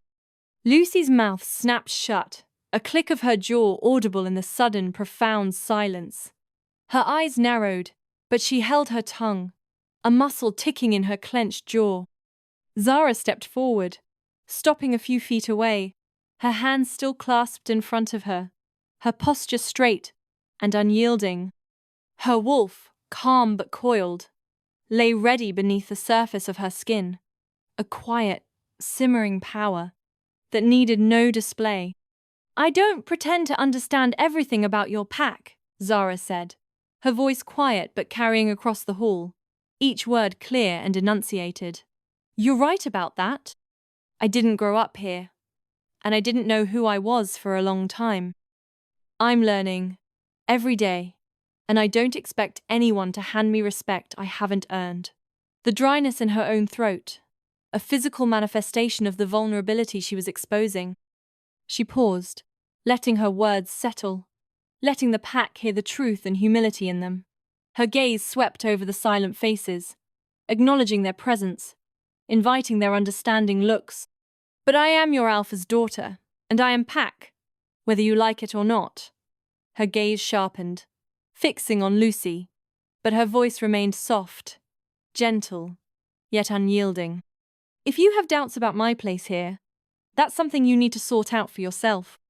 It's not my burden to carry.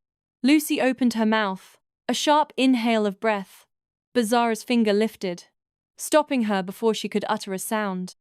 An unexpected gesture, a silent but absolute command that stripped Lucy of her voice. And I would think before you speak again, Lucy, because questioning me in front of the pack isn't a strength. It's disrespect. Not to me, but to your Alpha, to this pack, and to the wolves who are watching us and learning from us. I'm learning pack etiquette every day, and maybe you should too. Lucy's face flushed a deep, mottled red, her jaw working as her eyes darted around the room, searching for any sign of support, any flicker of agreement. None. The quiet, watchful gazes of the pack, judging, assessing, learning. I don't want conflict with you, Zara added, tilting her head, a gesture that conveyed both empathy and unyielding resolve.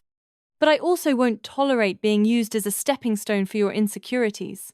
If you want respect, Lucy, show it. Earn it.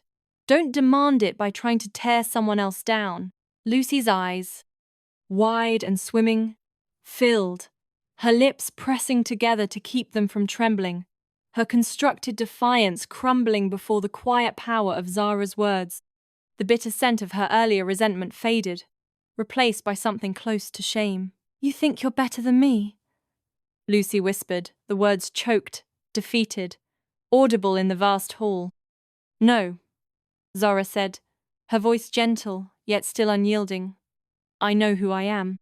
And that's enough. Lucy looked away, blinking to clear her sight, a single tear tracing a hot path down her flushed cheek. Her shoulders slumped, the fight draining from her. She turned, pushing through the heavy oak doors leading out of the hall with a jerky, desperate urgency. The loud thud of their closing echoed in the sudden, profound hush she left behind. A final, definitive period on the confrontation. A wave of cool night air ghosted through the hall, making the fire flicker. Zara exhaled, a slow, shuddering breath that released the tension she hadn't realized she was holding. Her shoulders dropped, a physical unburdening. She turned back to the pack, holding their gaze with calm confidence. The firelight danced across her features, catching the gold in her eyes, the steady strength in her posture unmistakable, even if she wasn't Luna. She also wasn't just the Alpha's daughter, but a force in her own right. And for the first time, the room felt it also. A collective easing of tension.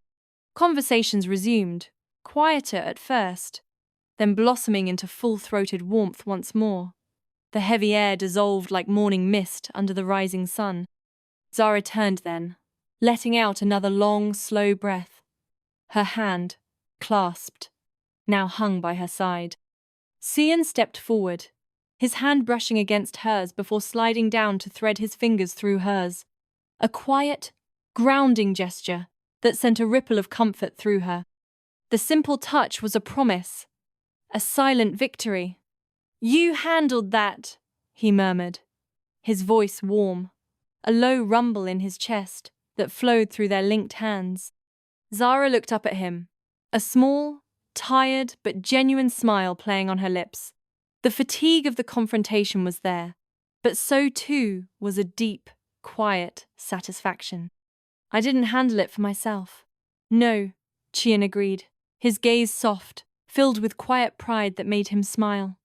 "You handled it for the pack and your father." His thumb stroked the back of her hand. A simple gesture of affirmation, and for the first time, Zara felt it. Deep and unshakable, a truth that resonated through every fiber of her being. She belonged. The warmth of the fire. Her journey had led her here, to this moment, to this profound sense of home. But even as the relief washed over her, a new, exhilarating thought dawned. What else could she discover within this belonging? What more could she become? The forest was a moor of shadows, its breath a frigid current that cut through Lucy's thin, practical tunic and trousers. Above, the sliver of moon, no more than a painter's errant brushstroke, wrestled with the churning clouds, offering meager light. The air hung thick and cold, heavy with the sharp, clean scent of pine needles, the rich dampness of turning earth, and the underlying, imperceptible tang of decaying leaves. Every exhalation was a billowing cloud, snatched away by the biting wind. Lucy stood at the skeletal tree line, a dark silhouette against the fainter gloom. Her knuckles, white as bone, pressed against her thighs, the rough fabric of her trousers digging into her skin. Her gaze, narrowed to slits of emerald fire, was locked on the distant, shimmering squares of gold spilling from the packhouse windows. From within, the warm, vibrant hum of laughter and conversation drifted toward her, a distorted, mocking symphony that grated on her teeth. "She doesn't belong here," Lucy thought, a venomous whisper that coiled in her skull. Her nails, sharp and unkempt, dug deeper into her palms, leaving angry crescent moons. She never has.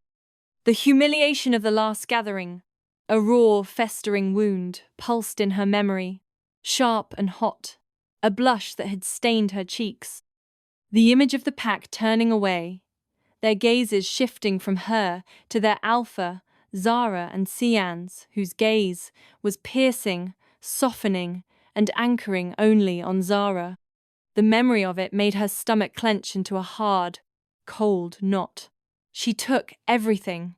Lucy's mind spun, a frantic, churning maelstrom. The jealousy, a dull ache moments ago, twisted tighter, turning to something colder, something much darker. It wasn't enough to glare, to sabotage Zara's training drills with subtle misdirections, to spit venom in whispered words that frayed the edges of Zara's calm. No, that had proven futile. She needed to be gone, a shiver, not from the cold, traced its way down Lucy's spine. She retreated deeper into the forest, the oppressive cold shadows swallowing her, absorbing her presence. Her worn leather boots, softened with age, whispered on the thick, springy carpet of pine needles and damp moss. The air grew heavier, the pine scent, now mingling with a faint, rank tang. Her eyes, still adjusting to the deep gloom, flicked toward a darker knot of ancient oaks. And then, from the indistinguishable blackness, they came. Two hulking forms detached themselves from the deeper shadows, stepping forward with a predatory, unhurried grace. They were wolves, but not like the sleek, well-fed wolves of her pack. These were rough-looking, their coats matted and marked with a roadmap of old scars, a torn ear, a gouge across a flank, missing patches of fur. Their eyes, like polished shards of citrine, glinted with an unsettling, feral alertness in the pre-dawn gloom. Rogues. They didn't bow, didn't lower their hackles, didn't drop their eyes, didn't acknowledge the laws of the pack, the unspoken hierarchy that governed every interaction.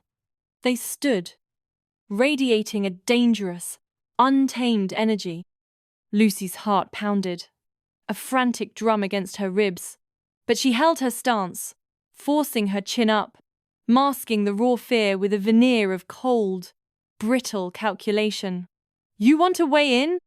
she asked, her voice quiet, husky, but steady. A faint tremor ran through her, but she locked it down. The taller rogue, a massive grey with a scar bisecting his muzzle, tilted his head, his lip curling in a half-smile, all teeth and menace. A guttural rumble vibrated in his chest. "What's in it for us, little wolf?" His breath, even in the cold air, was foul, a mix of stale blood and old meat. Lucy swallowed, her throat dry as parchment. The icy prickle of his gaze, assessing, dissecting, but she forced her voice to remain calm, dismissive. Chaos, distraction, food, and to get rid of the alpha's daughter. "Whatever it is you want, I can tell you she runs every morning up near the Western Ridge, where she won't expect you." She didn't flinch, even as a wave of self-loathing washed over her. The other rogue, smaller but wiry, with eyes like chips of obsidian, sniffed the air, circling Lucy, his nose twitching. He moved with an unnerving silence, his eyes sharp, dissecting. "And why would you betray your own?" The question was a low growl, laced with suspicion. Lucy's jaw tightened, a muscle jumping in her cheek. The words came out sharper, edged with a bitterness that tasted like ash on her tongue. "She's not part of the pack. She doesn't belong here. If you take her, no one will stop you." A lie, a desperation, but she needed them to believe it. The rogues exchanged a glance, a silent communication passing between them. Then, a low, rasping laughter rumbled from their chests, a sound that scraped against Lucy's nerves. "You want her gone?" the taller one asked, stepping closer, his breath a warm, foul cloud in the frigid air. His eyes, fixed on hers, see right through her constructed facade. "Yes," Lucy whispered, the single word thick with the hatred that burned like acid in her gut. "And when she's gone, you'll leave." The rogue grinned, a horrifying flash of long, sharp teeth. "We'll think about it." They melted back into the shadows as they had appeared, the rustle of leaves, the sound of their departure.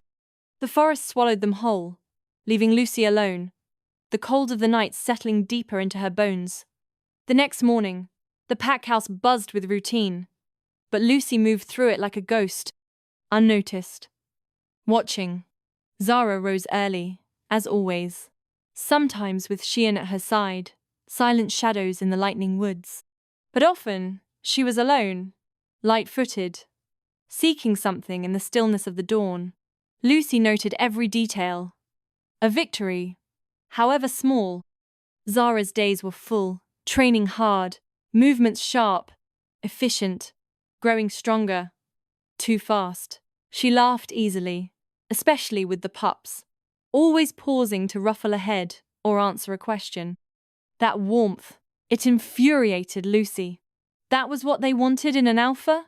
And when Zara wasn't training, she slipped away to the western ridge, to a small clearing kissed by the sun through the trees. There, she'd sit in silence, eyes closed, as if drawing peace from the air itself. That's where she's alone, Lucy thought, pressing her palm to the cold window pane, watching Zara vanish into the forest. The house thrummed with life behind her, but she remained separate, outside the rhythm, the belonging. Lucy knew it, pressing her palm against the cool, smooth wood of the window frame, watching Zara disappear into the trees, the vibration of the house around her, the thrum of lives lived. Lucy! The voice, sharp and laced with disapproval, snapped behind her. She turned, hiding the flicker of guilt in her eyes, forcing her face into a blank mask. One of the kitchen omegas, a stout woman named Elara with tired eyes and flour dusting her apron, was watching her, arms folded across her chest. Elara had always been wary of Lucy. "Don't you have duties to attend to?" Elara asked, her voice flat. Lucy forced a smile, sweet and empty, a brittle thing that didn't reach her eyes. "Elara, I was just admiring the view." She didn't wait for a response, turning away, ignoring the Omega's suspicious gaze burning into her back. Her mind was already spinning, weaving the intricate threads of her plan tighter, making them unbreakable. She would watch. She would wait. And when the rogues came, when chaos broke over the pack like a storm, Zara would be vulnerable, exposed, and Cian, dear Cian, would see the truth. He would see that Zara, for all her quiet strength, wasn't the wolf this pack needed. That, when it mattered most, she would fail them. And then he would see Lucy, flawed, yes, but loyal, part of this pack, the one who belonged. That night, as Lucy lay in her small, Spartan room, the moonlight spilling across the polished wooden floor like spilled milk, she whispered to the shadows, the words a parched plea, a dangerous litany. "She's not pack. She's not one of us." Her wolf stirred beneath her skin, a restless tremor, a low, anxious whine deep in her chest. But she pressed it down, a cold, hard fist against the rising unease, refusing to acknowledge the thin thread of fear winding through her grim determination. Meanwhile, outside the pack house, nestled in the deeper shadows of the tree line, the two rogues watched. Their eyes glimmered like dying coals in the profound darkness, fixed on the golden squares of the pack house windows. They smelled weakness, a thin, inviting fracture in the pack's united front. They smelled the desperation in the young wolf's scent as she bartered away her soul, offering up a prize. And beneath it all, deeper, richer, a primal scent that stirred something ancient and dark within them. They were hungry, and soon they would feast. The forest was a cathedral of dawn, the air cool and biting, carrying the sharp, clean scent of pine resin and damp earth. Frost glittered like scattered diamonds on every leaf, every thread of a spiderweb, as Zara moved through the trailing tendrils of mist. Her breath plumed in soft, rhythmic clouds, a visible testament to the cold, as she pushed deeper, her running shoes crunching on frozen twigs and fallen needles. She wore faded black joggers, slick with dew at the ankles, and a sweat top that clung to the lean strength of her shoulders. Her dark, braided hair, a wild halo, was pulled back, a few damp tendrils escaping to frame a face etched with a quiet intensity. Her hazel eyes, often alight with a fierce curiosity, were now clouded with a restless energy. She needed the run, needed to break free from the invisible chains that tightened around her mind. Charlotte's wistful stories of a past she couldn't share, Lucas's unwavering, possessive pride, the sheer, crushing weight of her new, pivotal place in the pack. It pressed on her, heavy and sharp, like a too small collar, Breathe, she told herself, the word dissolving into the air. Breathe. She didn't see the eyes, glinting like slivers of ice, watching her from the deeper shadows, a predatory stillness that defied the forest's gentle awakening. Near the western ridge, the forest floor sloped, and the hush deepened, growing thick and cloying. The mist here was a heavy shroud, muffling even the distant caw of a crow. Her wolf, a comforting hum beneath her skin, stirred, a low, visceral growl vibrating in her core, raising a prickle of goosebumps along her arms. Her muscles tensed, a slow alert spreading through her limbs. Something's wrong. Then she caught it. A scent. Not pine, not earth, not even the familiar aroma of deer or rabbit. This was different, acrid and foul even through the cold air. A rank, wet fur smell, tinged with something metallic and rotten, alien and menacing. The air itself thickened, pressing in on her. They came from the shadows, not running, but appearing, like malevolent spirits coalescing from the mist. Snarls, low and guttural, ripped through the fragile silence, shattering it. Their fur was matted with old blood and grime, their bodies gaunt and skeletal beneath mangy coats. Their eyes, a chilling, diseased yellow, gleamed with an unsettling hunger. 3 of them, fanning out with an orchestrated precision, their growls vibrating through the cold air, each one a promise of violence. Zara dropped low, her posture shifting from a runner's stride to a predator's crouch, her muscles coiling like springs. Her breath, despite the sudden surge of adrenaline, remained steady, a practiced calm imposed over the frantic hammering of her heartbeat. A thin line of sweat traced her temple, cold against her skin. "Not today," she hissed, the words a raw, defiant whisper, letting her wolf's immense strength bleed into her human limbs, the familiar tingling sensation of power electrifying her veins. The first rogue, a hulking male with a torn ear and a missing patch of hair above its milky left eye, lunged. Its teeth, long and yellowed, flashed inches from her face, but Zara was already moving. She pivoted on the ball of her foot, a blur of motion, her elbow slamming into its jaw with a sickening crunch. The rogue yelped, a sound more surprised than hurt, and went sprawling backwards into a tangle of ferns. Another, smaller but quicker, snapped at her left leg, its teeth tearing through the denim of her jeans with a ragged rip. A searing, hot pain lanced across her calf as blood seeped into the frost-dusted fabric, blooming dark against the grey. She gritted her teeth, a guttural sound escaping her throat, and kicked out, connecting with its ribs. The impact, a satisfying thump, but then a third rogue, silent and swift, tackled her from behind, its full weight driving her to the ground. The cold, damp earth slammed against her cheek. Snarls, hot and foul with claws, dull but still tearing, raked across her back, shredding the fabric of her top and gouging furrows into her skin. She screamed, the sound half human, half wolf, a desperate, raw cry for space, for air, fighting to roll free, to get her feet back under her, to turn and face the onslaught. There were too many. The thought hammered against her skull, a cold dread. Then, a sudden, blinding explosion of pain in her shoulder, as teeth, sharper than she could have imagined, sank deep, puncturing muscle and bone. The world swam, vision blurring at the edges, the forest tilting. No. A single, burning refusal ignited within her. I will not die here. Not like this. Deep inside, her wolf roared, a primal, desperate beast rising with an ancient, terrifying fury. The pain, the fear, the exhaustion, the cold, the metallic taste of her blood, it all spiraled outward in a single, piercing howl.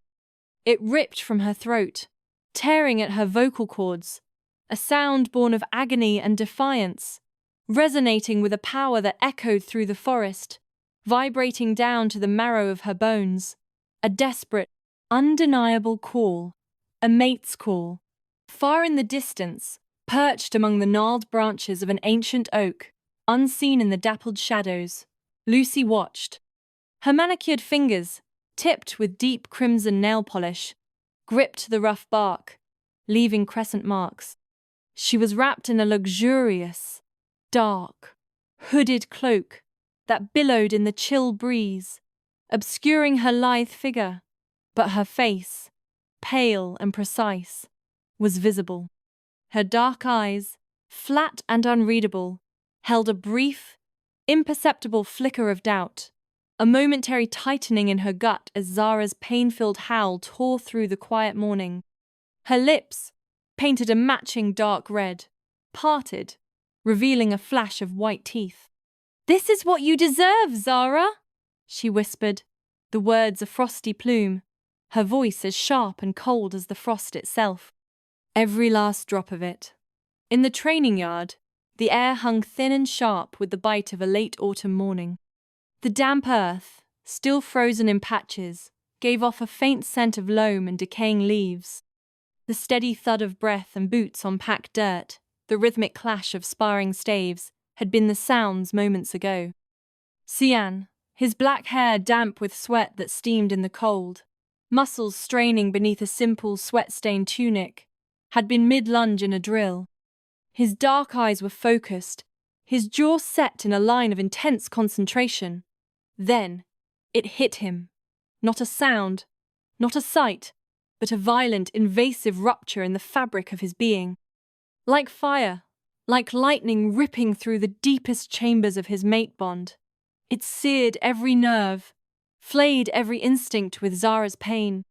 Her terror, a raw, screaming agony, exploded in his mind's eye, followed by the fierce, unyielding echo of her will to live. A guttural, primal snarl tore from his throat. His muscles locked, then gave way. His knees buckled, sending him crashing to the cold, unforgiving ground. His hands, calloused and strong, clawed at the frozen earth as if to anchor himself, to claw his way through the earth to her. Beneath his skin, his wolf rose, savage, unstoppable, its internal roar rattling his bones, demanding release, demanding blood. "Zara!" he bellowed, the name ripped from him, raged with an agony that twisted his guts. The sound, raw and animalistic, split the tranquil morning, hushing the training yard into an unnatural, sudden silence. Across the yard, Lucas, broad-shouldered even in his simple, worn leather tunic and heavy trousers, turned from where he was speaking with Andre. Lucas's dark hair, streaked with silver at the temples, was brushed back from a face composed, impassive. But as Cian's roar reverberated, a flicker of raw, predatory awareness sparked in his deep-set steel eyes. Andre, a warrior of the elder generation, lean and wiry with a scar bisecting his left eyebrow, and an ever-present scent of steel and damp earth, stiffened, his hand dropping to the hilt of the blade sheathed at his hip. The air around Lucas thickened, to hum with a palpable tension. Lucas's nostrils flared, drawing in the faintest, imperceptible scent of distant fear, of wrongness. His alpha aura, a silent, unseen but potent wave of power, crashed outward, making the younger warriors shift back, their wolves stirring beneath their skin. His jaw, relaxed, now tightened. "Rogues?" Andre's voice was a low, clipped question. His eyes, the color of amber, narrowed as they darted from Cian's crumpled form to Lucas's grim face. Lucas didn't answer with words. His eyes, now swirling with an incandescent gold, meeting Andre's, no mistaking the cold, lethal fury that replaced their usual calm. "They've touched my daughter!" he growled, the sound a low rumble that resonated in the chest like distant thunder. The words were not a question, but a statement of absolute, undeniable truth, an ancient, terrifying vow. Andre's eyes narrowed further, his jaw tightening as he gave a single, sharp nod. Say the word, Alpha. His scent, a sharp tang of steel, now held a faint, earthy note of anticipation. Lucas's eyes glowed, the golden irises widening, consuming the black of his pupils. His voice, above a whisper, was a promise of utter devastation. We end them. The transformation was immediate, violent, and magnificent. Bones snapped with the wet crack of breaking timber, muscles bunched and tore, reconnecting with a sickening squelch. Fur, thick and dark as twilight, rippled outward in a rush of power and animal heat. The ground trembled as their paws impacted the earth with thunderous weight, the air crackling with ozone and the raw, musky scent of unleashed power. Tian's massive grey wolf, a blur of motion, was already leading the charge, his fur the colour of storm clouds, streaked with lighter silver. His eyes, burning with a mate's pure, unadulterated rage, glowed like twin embers in the dim light of the underbrush. The faint, metallic scent of Zara's blood, carried on the crisp morning air, guided him through the tangled forest. Every muscle in his powerful frame screamed for vengeance, for the feel of her in his arms. Lucas, larger, darker than even Cian, the Alpha incarnate, moved at his side, a silent, terrifying shadow. Each stride was a promise of death, a heartbeat closer to justice. His scent, a blend of damp earth and pine, was now sharper, laced with the metallic tang of primeval fury. Andre and an elite group of warriors, their breath steaming like white flags against the cool air, followed close behind. Their synchronized growls, deep and guttural, blended into a single song that vibrated through the forest floor as they tore through the underbrush, scattering frosted leaves and snapping small branches. Birds, startled from their perches, scattered, their frantic chirps lost beneath the rising tide of lupine fury. The forest itself trembled, sensing the impending violence. They smelt the rogues before, but beneath it all, faint but unmistakable, was the precious, vital scent of Zara, overlaid with the coppery tang of her blood. And then, Zara, on the ground, struggling. Her once pristine white training tunic was torn, revealing a jagged, bleeding gash on her arm. Her dark hair was matted with frost and blood, clinging to her dirt-streaked face. Her eyes, a warm hazel, burned with a fierce, untamed gold as she fought against a hulking rogue, its mangy fur bristling, its yellowed teeth snapping inches from her throat. A wave of ice-cold dread, then blazing fury, washed over Cian. A sound, deep and terrible, a vibrating growl of pure anguish and incandescent rage, ripped from Cian's chest, shaking the branches overhead. He didn't hesitate. He launched himself forward, a blur of grey and silver, jaws gaping wide. He didn't bite. He clamped around the rogue's neck with impossible strength, a bone-jarring impact that threw the larger wolf off Zara, as if it were a rag doll. He shook it, a violent, rattling tremor that reverberated through the forest, until the sickening crack of snapping bone echoed in the clearing. Then, with a grunt of savage satisfaction, he flung the lifeless carcass aside, sending it skidding across the blood-stained snow. Lucas, a force of nature, barreled into another rogue, his massive jaws crushing its spine with a sickening wet crack, before tossing it into a snow-laden tree with such force that the trunk shuddered. Andre and the remaining warriors hit the third rogue in a coordinated flurry, claws raking, teeth tearing, a maelstrom of snarling and screaming. The air grew thick with musk, and the metallic tang of fresh blood, fur, and viscera flying, as the rogue was ripped apart in seconds. Zara, gasping, rolled to her knees, her entire body trembling with the aftershocks of adrenaline and cold. Her eyes, still blazing with a feral defiance, locked with Cian's as he shifted.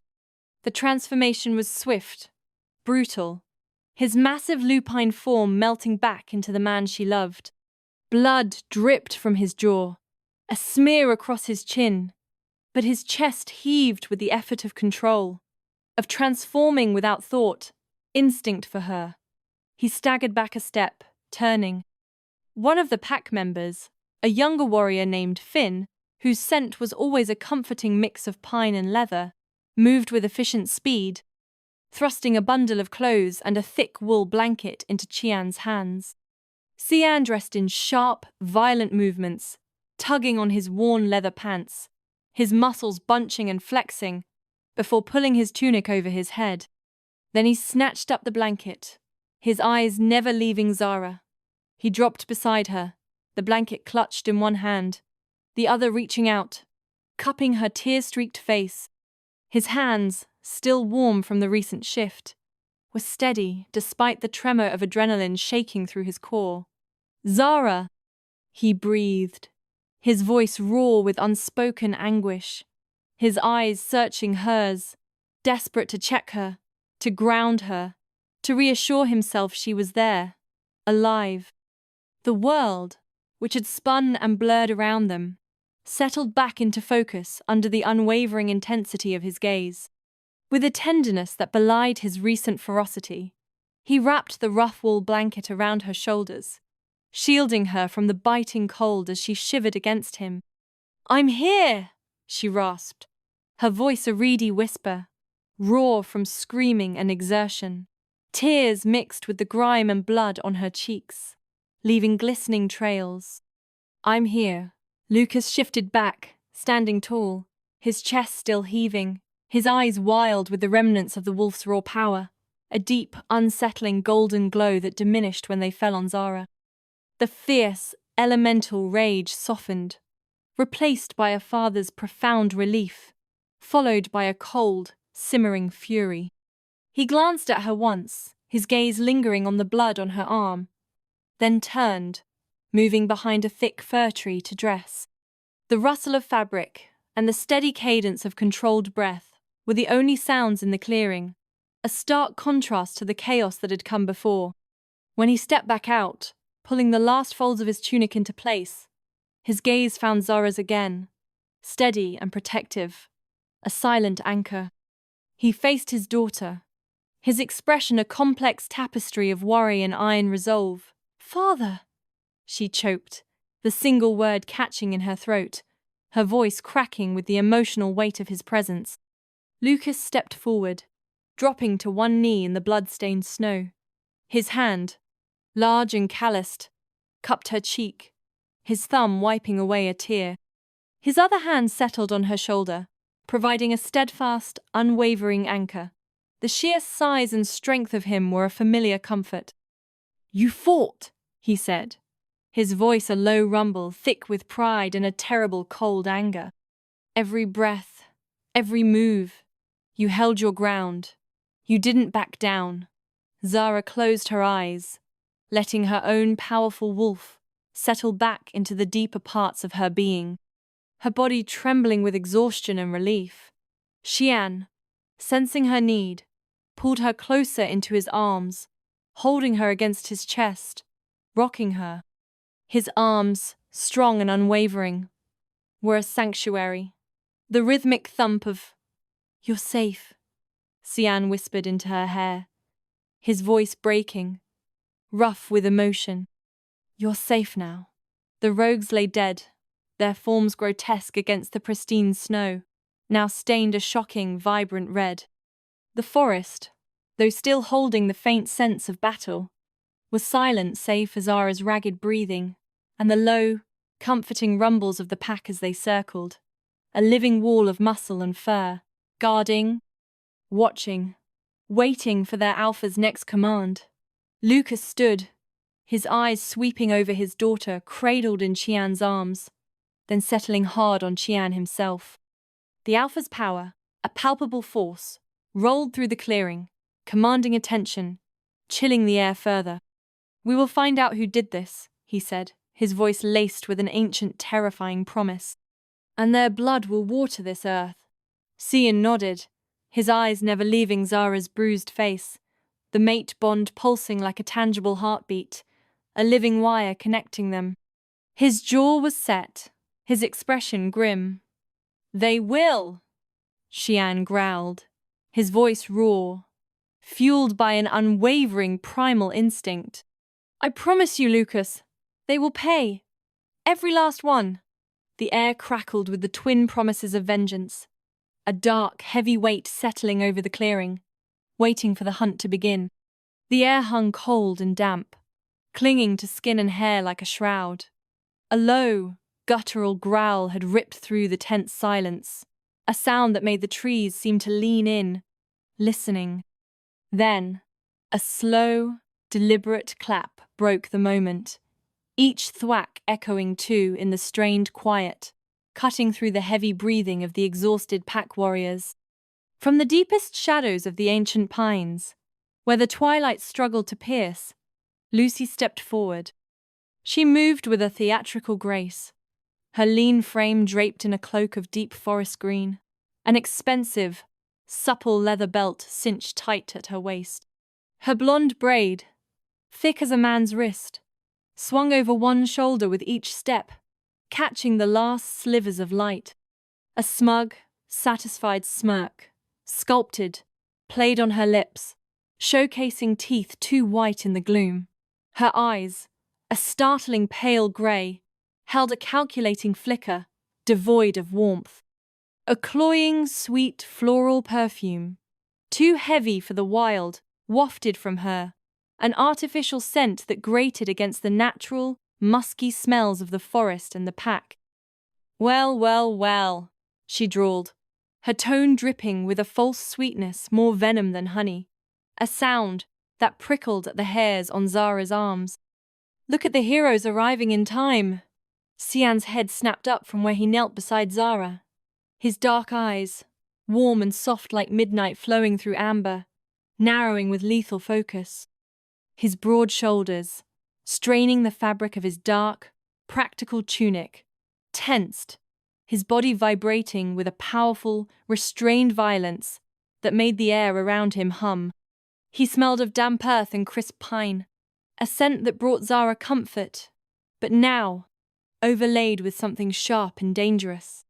Lucas's gaze, a deeper, richer gold than Qian's, slid to Lucy, the flecks of gold in his irises darkening to molten bronze.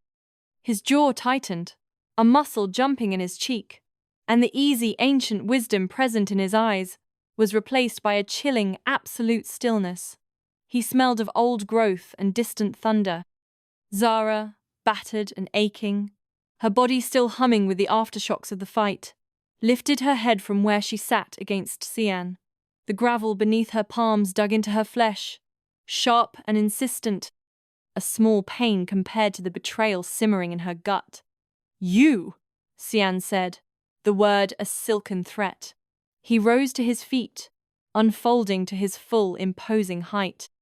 Every inch of him, from the powerful set of his shoulders to the coiled tension in his legs, screamed predator, beater, mate, protecting what was his. The air around him shimmered with controlled power, a palpable pressure that made the pack warriors behind Lucy shift.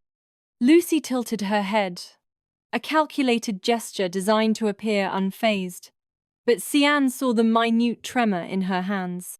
She brought this on herself, playing Alpha's daughter, acting like she's better than the rest of us. Her voice, though still sweet, had a slight edge, a brittle quality. Qian took a slow, deliberate step forward, his boot sinking into the damp earth with a soft squelch. His aura, a tangible wave of raw, untamed rage, pressed down on Lucy like a physical weight. Her smug smirk faltered, the corners of her lips twitching, and a small involuntary gasp escaped her as her breath hitched. The blank expression in her pale grey eyes widened. "You dared to orchestrate an attack on Zara," Xian hissed, each word like ice shards striking stone, his voice low and guttural, vibrating with a contained fury that made the blood in Zara's veins thrum. "She's not playing, Lucy. She is the Alpha's daughter." He took another step, closer still. You showed disrespect to the alpha, to the pack, and me. Lucy swallowed hard, her throat bobbing, trying to keep her chin lifted. But a flicker of naked fear, cold and stark, danced in her eyes, shattering her constructed facade. A faint, sour scent, like bitter herbs, emanated from her, overriding the sweet perfume. She's a threat. Shut your mouth, Cian snarled, his voice loud, a whip crack in the stillness. He closed the remaining distance between them in a single, powerful stride, stopping so close that their noses almost touched. His dark eyes blazed, twin suns of pure wrath boring into hers, seeking to burn through her composure. You are nothing. You are the threat, not Zara. His breath, hot and smelling of the wild, ghosted across her face. Lucas stepped forward then, his presence washing over them like a cold tide, the air growing heavy, charged with his immense ancient authority. He didn't move as fast as Cian, but his advance felt inexorable, like a glacier. His gaze, locked on Lucy, held a terrifying, absolute calm, far more chilling than Cian's overt fury.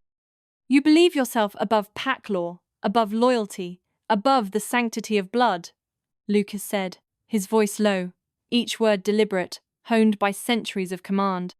It carried the absolute, unyielding authority of the alpha, a resonance that made Lucy flinch, her body recoiling, even before he finished speaking. Alpha? She tried, her voice a reedy whisper, her gaze darting to him, hoping for an ounce of the leniency she sometimes saw him show. Lucas raised a hand, silencing her with a single unwavering glare. The quiet command in his eyes was absolute. There will be consequences, he said, his voice dropping, final, absolute, the power in it making the air vibrate, a deep hum that settled in Zara's chest and made the leaves on the surrounding trees tremble. Lucy's face drained of all colour, the blood retreating beneath her skin, leaving it pale and waxy. The stark reality of her situation crashed over her like a freezing wave. She opened her mouth, a pathetic, silent gasp escaping, but nothing came out. Her eyes darted between Cian's blazing fury and Lucas's cold, unyielding alpha judgment, like a trapped animal seeking an impossible escape. The artificial sweetness of her perfume was now overwhelmed by the sharp, desperate tang of her fear. Zara, pushing herself up from the ground, gritted her teeth against the protest of her muscles. Her breathing was ragged, each inhale a shallow rasp in her throat. Dirt streaked her trembling palms, and the bite of gravel against her skin was forgotten as a cold, clear rage, born of her wolf, surged through her veins, chasing away the remnants of her exhaustion. Her eyes, now alight with a fierce, burning resolve, focused on Lucy. Lucy took a stumbling step back, her expensive leather boots scuffing on the damp earth. But Zara, ignoring the searing pain in her side, closed the distance in a heartbeat. Her hand, still stinging from the fall, curled slowly into a fist, tight, shaking and deliberate. Then it connected with Lucy's cheek in a sharp crack, the sound echoing through the hushed forest like a whip. Lucy stumbled, a gasp tearing from her lips as the blow landed. A flush of angry red bloomed across her cheekbone. The smugness drained from Lucy's face. A flush of angry red bloomed across her cheekbone, already darkening to a bruise. You set me up to die. Zara's voice trembled with the sheer force of her fury, but beneath it, steady, unwavering, her hazel-flecked eyes burned into Lucy's, demanding that she look. You sent a new wolf into a fight she wasn't ready for, to prove a point, to watch me fail. Her chest heaved with the effort of holding back a sob of pure rage. That's low, Lucy. That's cowardice. Lucy's lips trembled, her hand lifting to touch the red bloom across her cheek, but she couldn't meet Zara's scorching gaze. Her eyes darted away, to the ground, to the trees, anywhere but Zara's face. "You could have gotten me killed," Zara continued, stepping closer, her wolf pressing out around her, a tangible wave of building power, and the unmistakable promise of violence. The air thickened, growing heavy and charged. "To make yourself feel bigger. And for what? So you could stand there with that smug look on your face while I bled out in the forest. Because of your jealousies. If Cian wanted you, Lucy, you would have been his long before I came along." The last words were low, laced with a bitterness that cut deeper than any physical blow. Lucy's breath hitched, a choked sound in her throat, the last vestiges of pride crumbling, replaced by an overwhelming, primal fear. Her body trembled. Cian's growl rumbled low in his chest, vibrating the air, a deep, resonating sound that echoed the fury in Zara's voice. His cold, dark eyes locked on Lucy, held leashed fury. "You're lucky she's standing here to call you out." Lucas's voice was as soft as a falling feather, but it silenced the scattered whispers and the nervous rustle of the pack like a crack of thunder. "Never again will you get the chance to harm my daughter." Lucy's gaze darted to Lucas, desperate for any sign of mercy, any hint of the alpha's usual measured justice, but found no warmth there. Cold alpha judgment in his eyes, the absolute weight of pack law pressing against her chest until she couldn't breathe.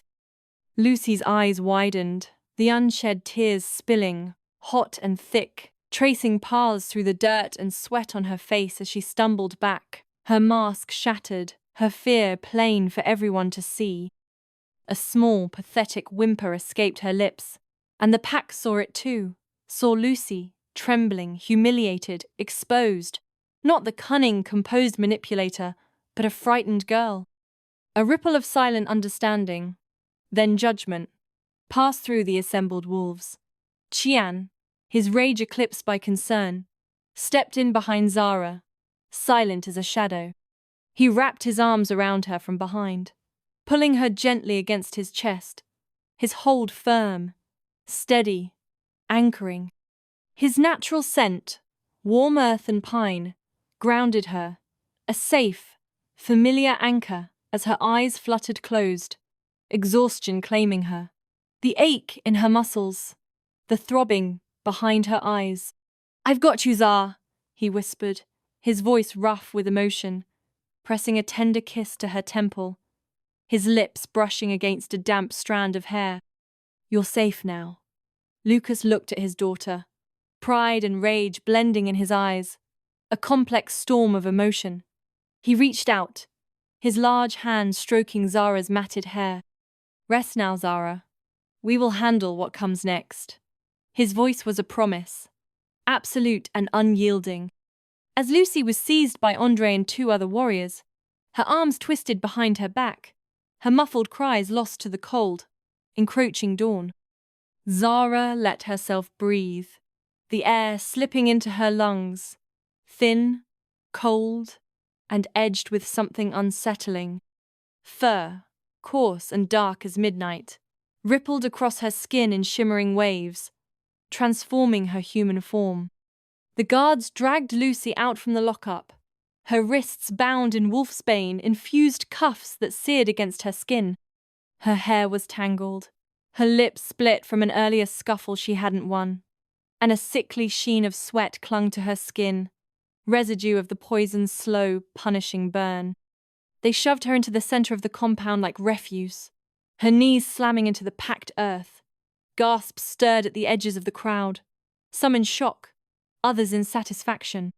Lucas stepped forward, the presence of an alpha rolling off him like thunder beneath the skin. His voice, when it came, was clear, steady, and cold. "Lucy Dereth," he said, letting the silence settle after the name. "You stand accused of treason against this pack, of conspiring with rogues, orchestrating an attack meant to kill my daughter, your heir, and our future alpha." A murmur of disbelief and outrage rippled through the pack. Lucas continued, his gaze never wavering.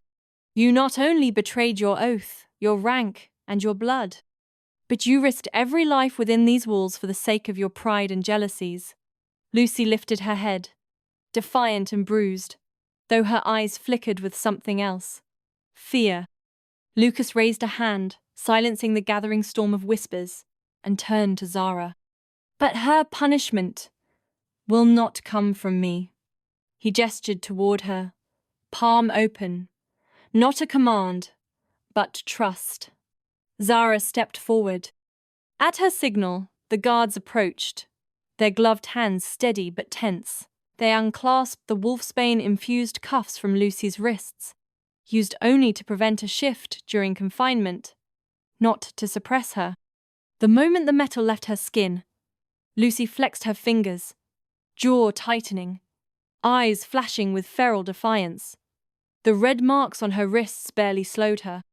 One of the guards dropped the cuffs into a rune-marked bag, sealing them away like volatile weapons. Lucy's body coiled the second the cuffs were gone, her stance predatory, itching for violence. Zara stepped toward Lucy with deliberate, lethal grace, each step slow, silent, like a predator closing in on wounded prey. Fury carved itself into every line of her face, her jaw tight, her golden eyes blazing, unblinking. Claws, long and obsidian, sharp, burst from her fingertips, tearing through the soft leather of her gloves. Her body swelled, muscles coiling and flexing, growing powerful. She shifted mid-motion, not human, not wolf, but a terrifying, magnificent hybrid, a primal force of nature unleashed. The air around her pulsed with raw energy, vibrating with the sheer weight of her birthright. The pack stared, mesmerized, a collective gasp rippling through them. The raw, untamed strength of her true form was undeniable, palpable, a force that demanded reverence and instilled primal fear. Even Lucas, a seasoned alpha, felt a shiver of awe trace down his spine. Lucy, fueled by blind, desperate rage and terror, launched herself forward, her claws, less defined, less powerful, swiping for Zara's throat, a frantic, animalistic attack. But Zara dodged, moving with terrifying speed, a fluid, predatory grace. She was a dark blur against the pale dawn. Her claws, razor-sharp, raked across Lucy's ribs, a deep, tearing sound. Blood sprayed onto the pristine frost, a grotesque painting of scarlet on white, steaming in the cold. Lucy screamed, a high, strangled sound, twisting away, but Zara's hand shot out, moving with the speed of an arrow, gripping Lucy's throat with surprising force. With a surge of raw strength, she lifted Lucy clean off the ground, holding her suspended, her golden eyes burning with an infernal light. "You tried to take my life," Zara growled, her voice layered with the deep, resonant, ancient growl of her wolf, a sound that rooted every wolf in the clearing to the spot.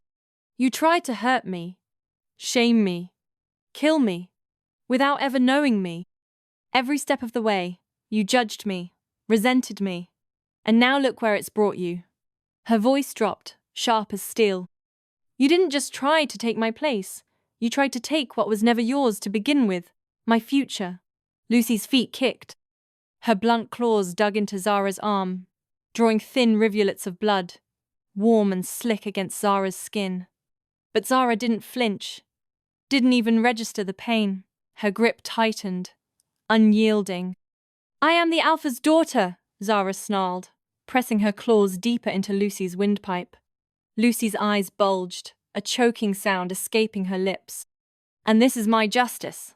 With a savage, sickening twist, Zara's claws tore through flesh and bone, a final wet rip. Lucy's eyes went wide, a single, final gasp escaping her lips, a sound of choked air and disbelief, as the light, the last flicker of life, left her steel blue eyes, replaced by a vacant stare. Her body went limp, a dead weight in Zara's hand. Zara let her drop into the frost. The body fell with a heavy, soft thud, blood seeping around the broken form. dark and viscous against the white. A thin plume of steam rose from the fresh kill, ethereal in the cold air. Silence. Absolute. Crushing. The pack stared, wide-eyed, breathless, a collective shudder passing through them. The raw power, the brutal finality of the act, hung heavy, a scent of blood and absolute authority. Then Lucas stepped forward, his boots crunching on the frost, breaking the spell. He placed a hand on Zara's shoulder, firm, steady, warm. His gaze rested on her, filled with profound pride and quiet, resonant approval. There was pain there too, a flicker of regret for all that had been lost, for the measure that had to be taken. But above it all was love, unshakable, unspoken, a father's understanding. His touch was an anchor, pulling Zara back from the brink of the primal fury she had unleashed, grounding her. He turned to face the pack, his gaze sweeping over them, powerful and unwavering. His voice, deep and resonant, carried across the frostbitten clearing, a testament to his unbreakable will, loyalty and trust, love and strength. That is what Darkridge is built on. If anyone else has a problem with my daughter, say it now. Silence. No one dared to move, not a whisper, not a shifting foot. The shame of their past treatment of Zara, of their past doubts, hung like a shroud over them. Lucas's jaw tightened, his hand steady on Zara's shoulder, grounding her as much as himself. His eyes, sharp and unblinking, swept over the pack, a steel thread glinting in their depths, as he dared any of them to look away. "Zara is my daughter," he said, his voice low but cutting, each word deliberate, final. "And she will be shown the respect she deserves." His gaze sharpened further, the weight of grief flickering across his features before hardening into something colder. "Losing Charlotte was a grief we all felt," he continued, his voice roughening, anger and sorrow threading together. "I lost a mate. Zara lost her mother. We have both bled and mourned to stand here before you now." He let them feel the weight of that truth. "I will not remind you of this again," Lucas said, his voice dropping into a dangerous calm that chilled the clearing. "A threat to Zara is a threat to me, and I will make short work of any traitor who forgets that." His hand tightened on Zara's shoulder, a final, unspoken promise. He let his gaze sweep over each wolf, unblinking, unyielding. One by one, their heads bowed, a silent, humble acknowledgement under the weight of alpha judgment. "We have not shown her the love or welcome she deserves since she arrived," Lucas said, his voice low but carrying across the clearing, each word striking. "And that alone is shameful and on each one of you." He paused, letting it resonate. "If we can't adapt, if we can't open our hearts to new wolves joining Darkridge, no matter the reason, then this pack will die out. You all know that. You've seen it happen before, in other packs that let fear and pride rule them. Is that who we are now?" His gaze swept over them, letting the weight of the question hang before he continued, his voice softening, but rough with the edge of regret that cut deep. "We need to do better," Lucas's voice carried, clear and unyielding, each word landing like a strike in the cold air. "As your alpha, I am telling you, I am disappointed. Your indifference has shocked me." His gaze swept over the wolves, the weight of his words pressing on every bowed head. "Is this how we help each other heal? Is this how we grow stronger? Is this what we teach the next generation it means to be pack?" He shook his head once, jaw tight, eyes sharp, a glint of steel beneath the sorrow. "If that's the pack you want to be, that's on you." The clearing fell into thick, weighted silence. Heads lowered deeper, tails tucked, the shame and acceptance settling like a fine layer of frost over the gathered wolves. A ripple of murmured agreement, a few quiet, choked nods, moved through the crowd like a breath. Shian and Andre stepped forward from the line, crossing the frozen ground to stand on either side of Lucas and Zara.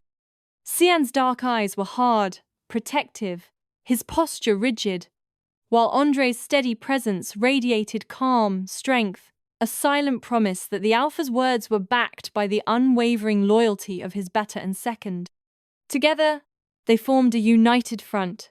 Alpha, daughter, beta, and second, shoulder to shoulder, an unspoken shield against the world. Lucas turned, his gaze softening as it fell on Zara, tenderness overtaking the steel, grief and pride mingling in the lines around his eyes. His thumb rubbed a small, comforting circle on her shoulder.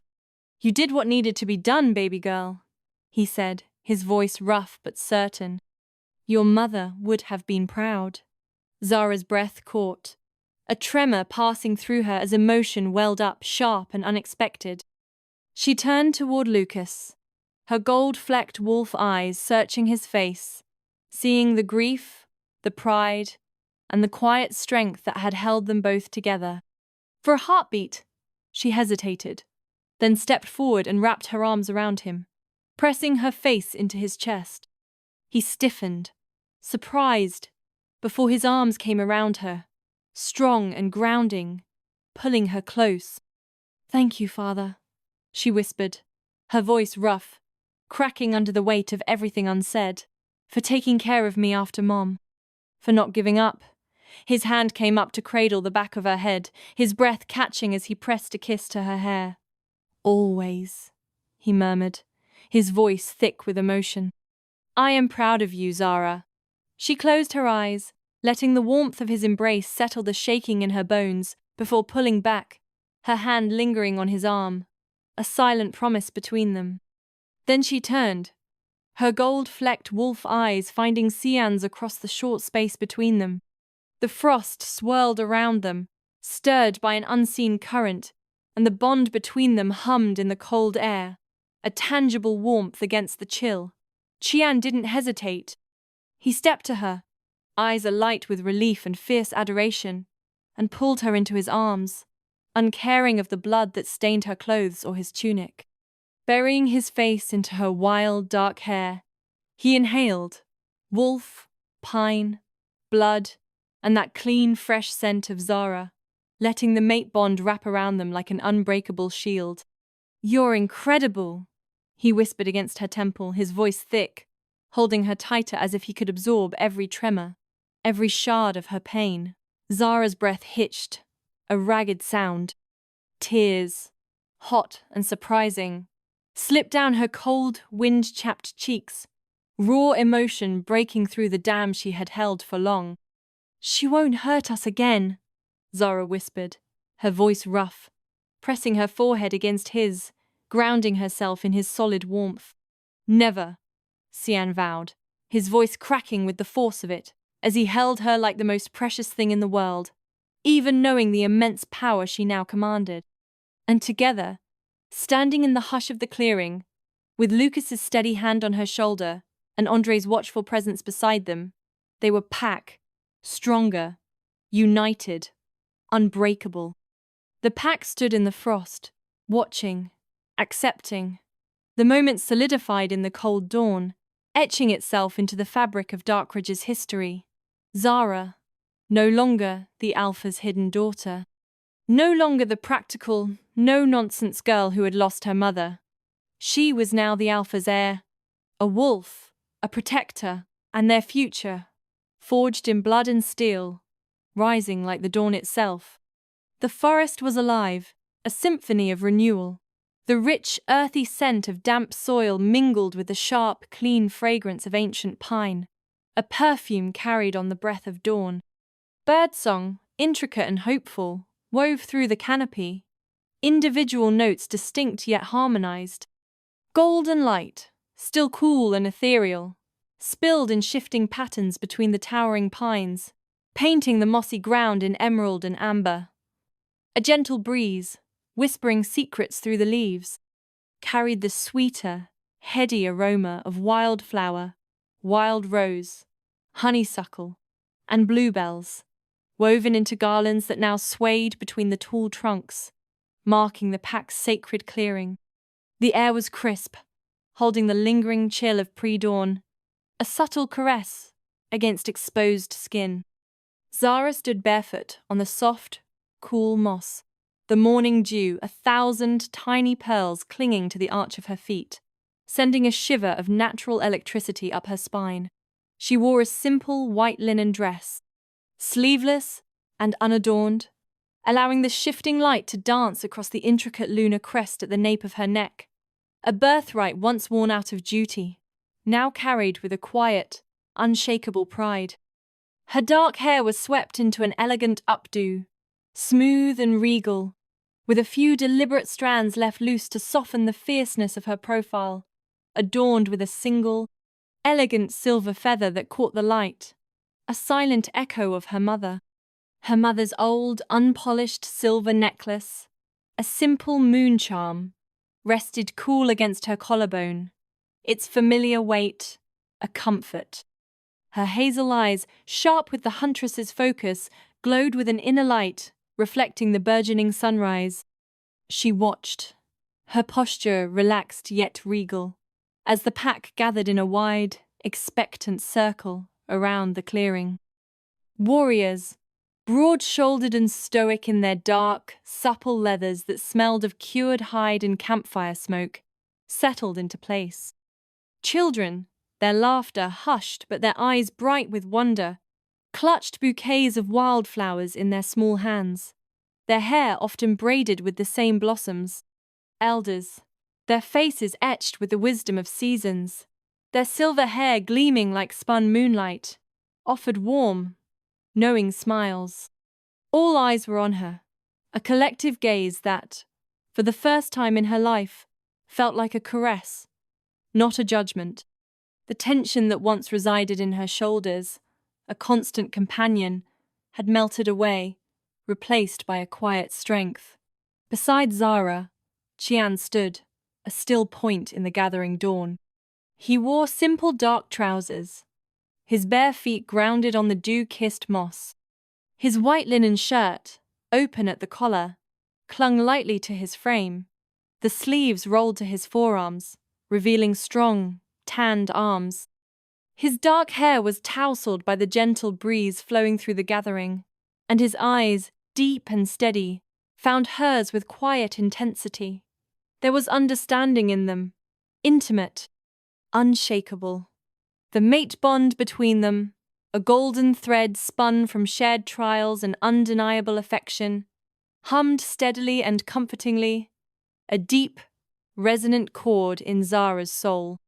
She could taste the clean, earthy scent of him, like rain on fresh-turned soil. A small, involuntary smile curved her lips. The alpha's drum sounded, a low, deep thump, thump, thump that echoed in every chest present, vibrating through the moss under Zara's bare feet and up into her bones, calling them to silence. The collective anticipation in the clearing thickened, like the humid air before a summer storm. Lucas stepped forward, tall and strong, his movements deliberate and weighted with ancient tradition. He was clad in dark ceremonial leathers, the material supple yet formidable, his broad shoulders squared. His stormy eyes were bright with an unvarnished pride, the silver strands at his temples catching the first direct rays of sun. Today, we bear witness. Lucas's voice rang out, clear and steady through the hushed clearing, to the union of Zara, my daughter, my baby girl, and the pride of her mother Charlotte, who we miss every day, a child of this land, and Cian, Beta of Darkridge, protector of this pack, whose loyalty runs as deep as the roots that hold these mountains, a man I am proud to call son. Today, they join as mates, as Luna and Beta, strengthening the ties that bind us all. Zara took a breath, the cool morning air sharp in her lungs, and stepped forward, the gentle give of the moss beneath her feet, a calming sensation. Cian turned to Zara, meeting her eyes.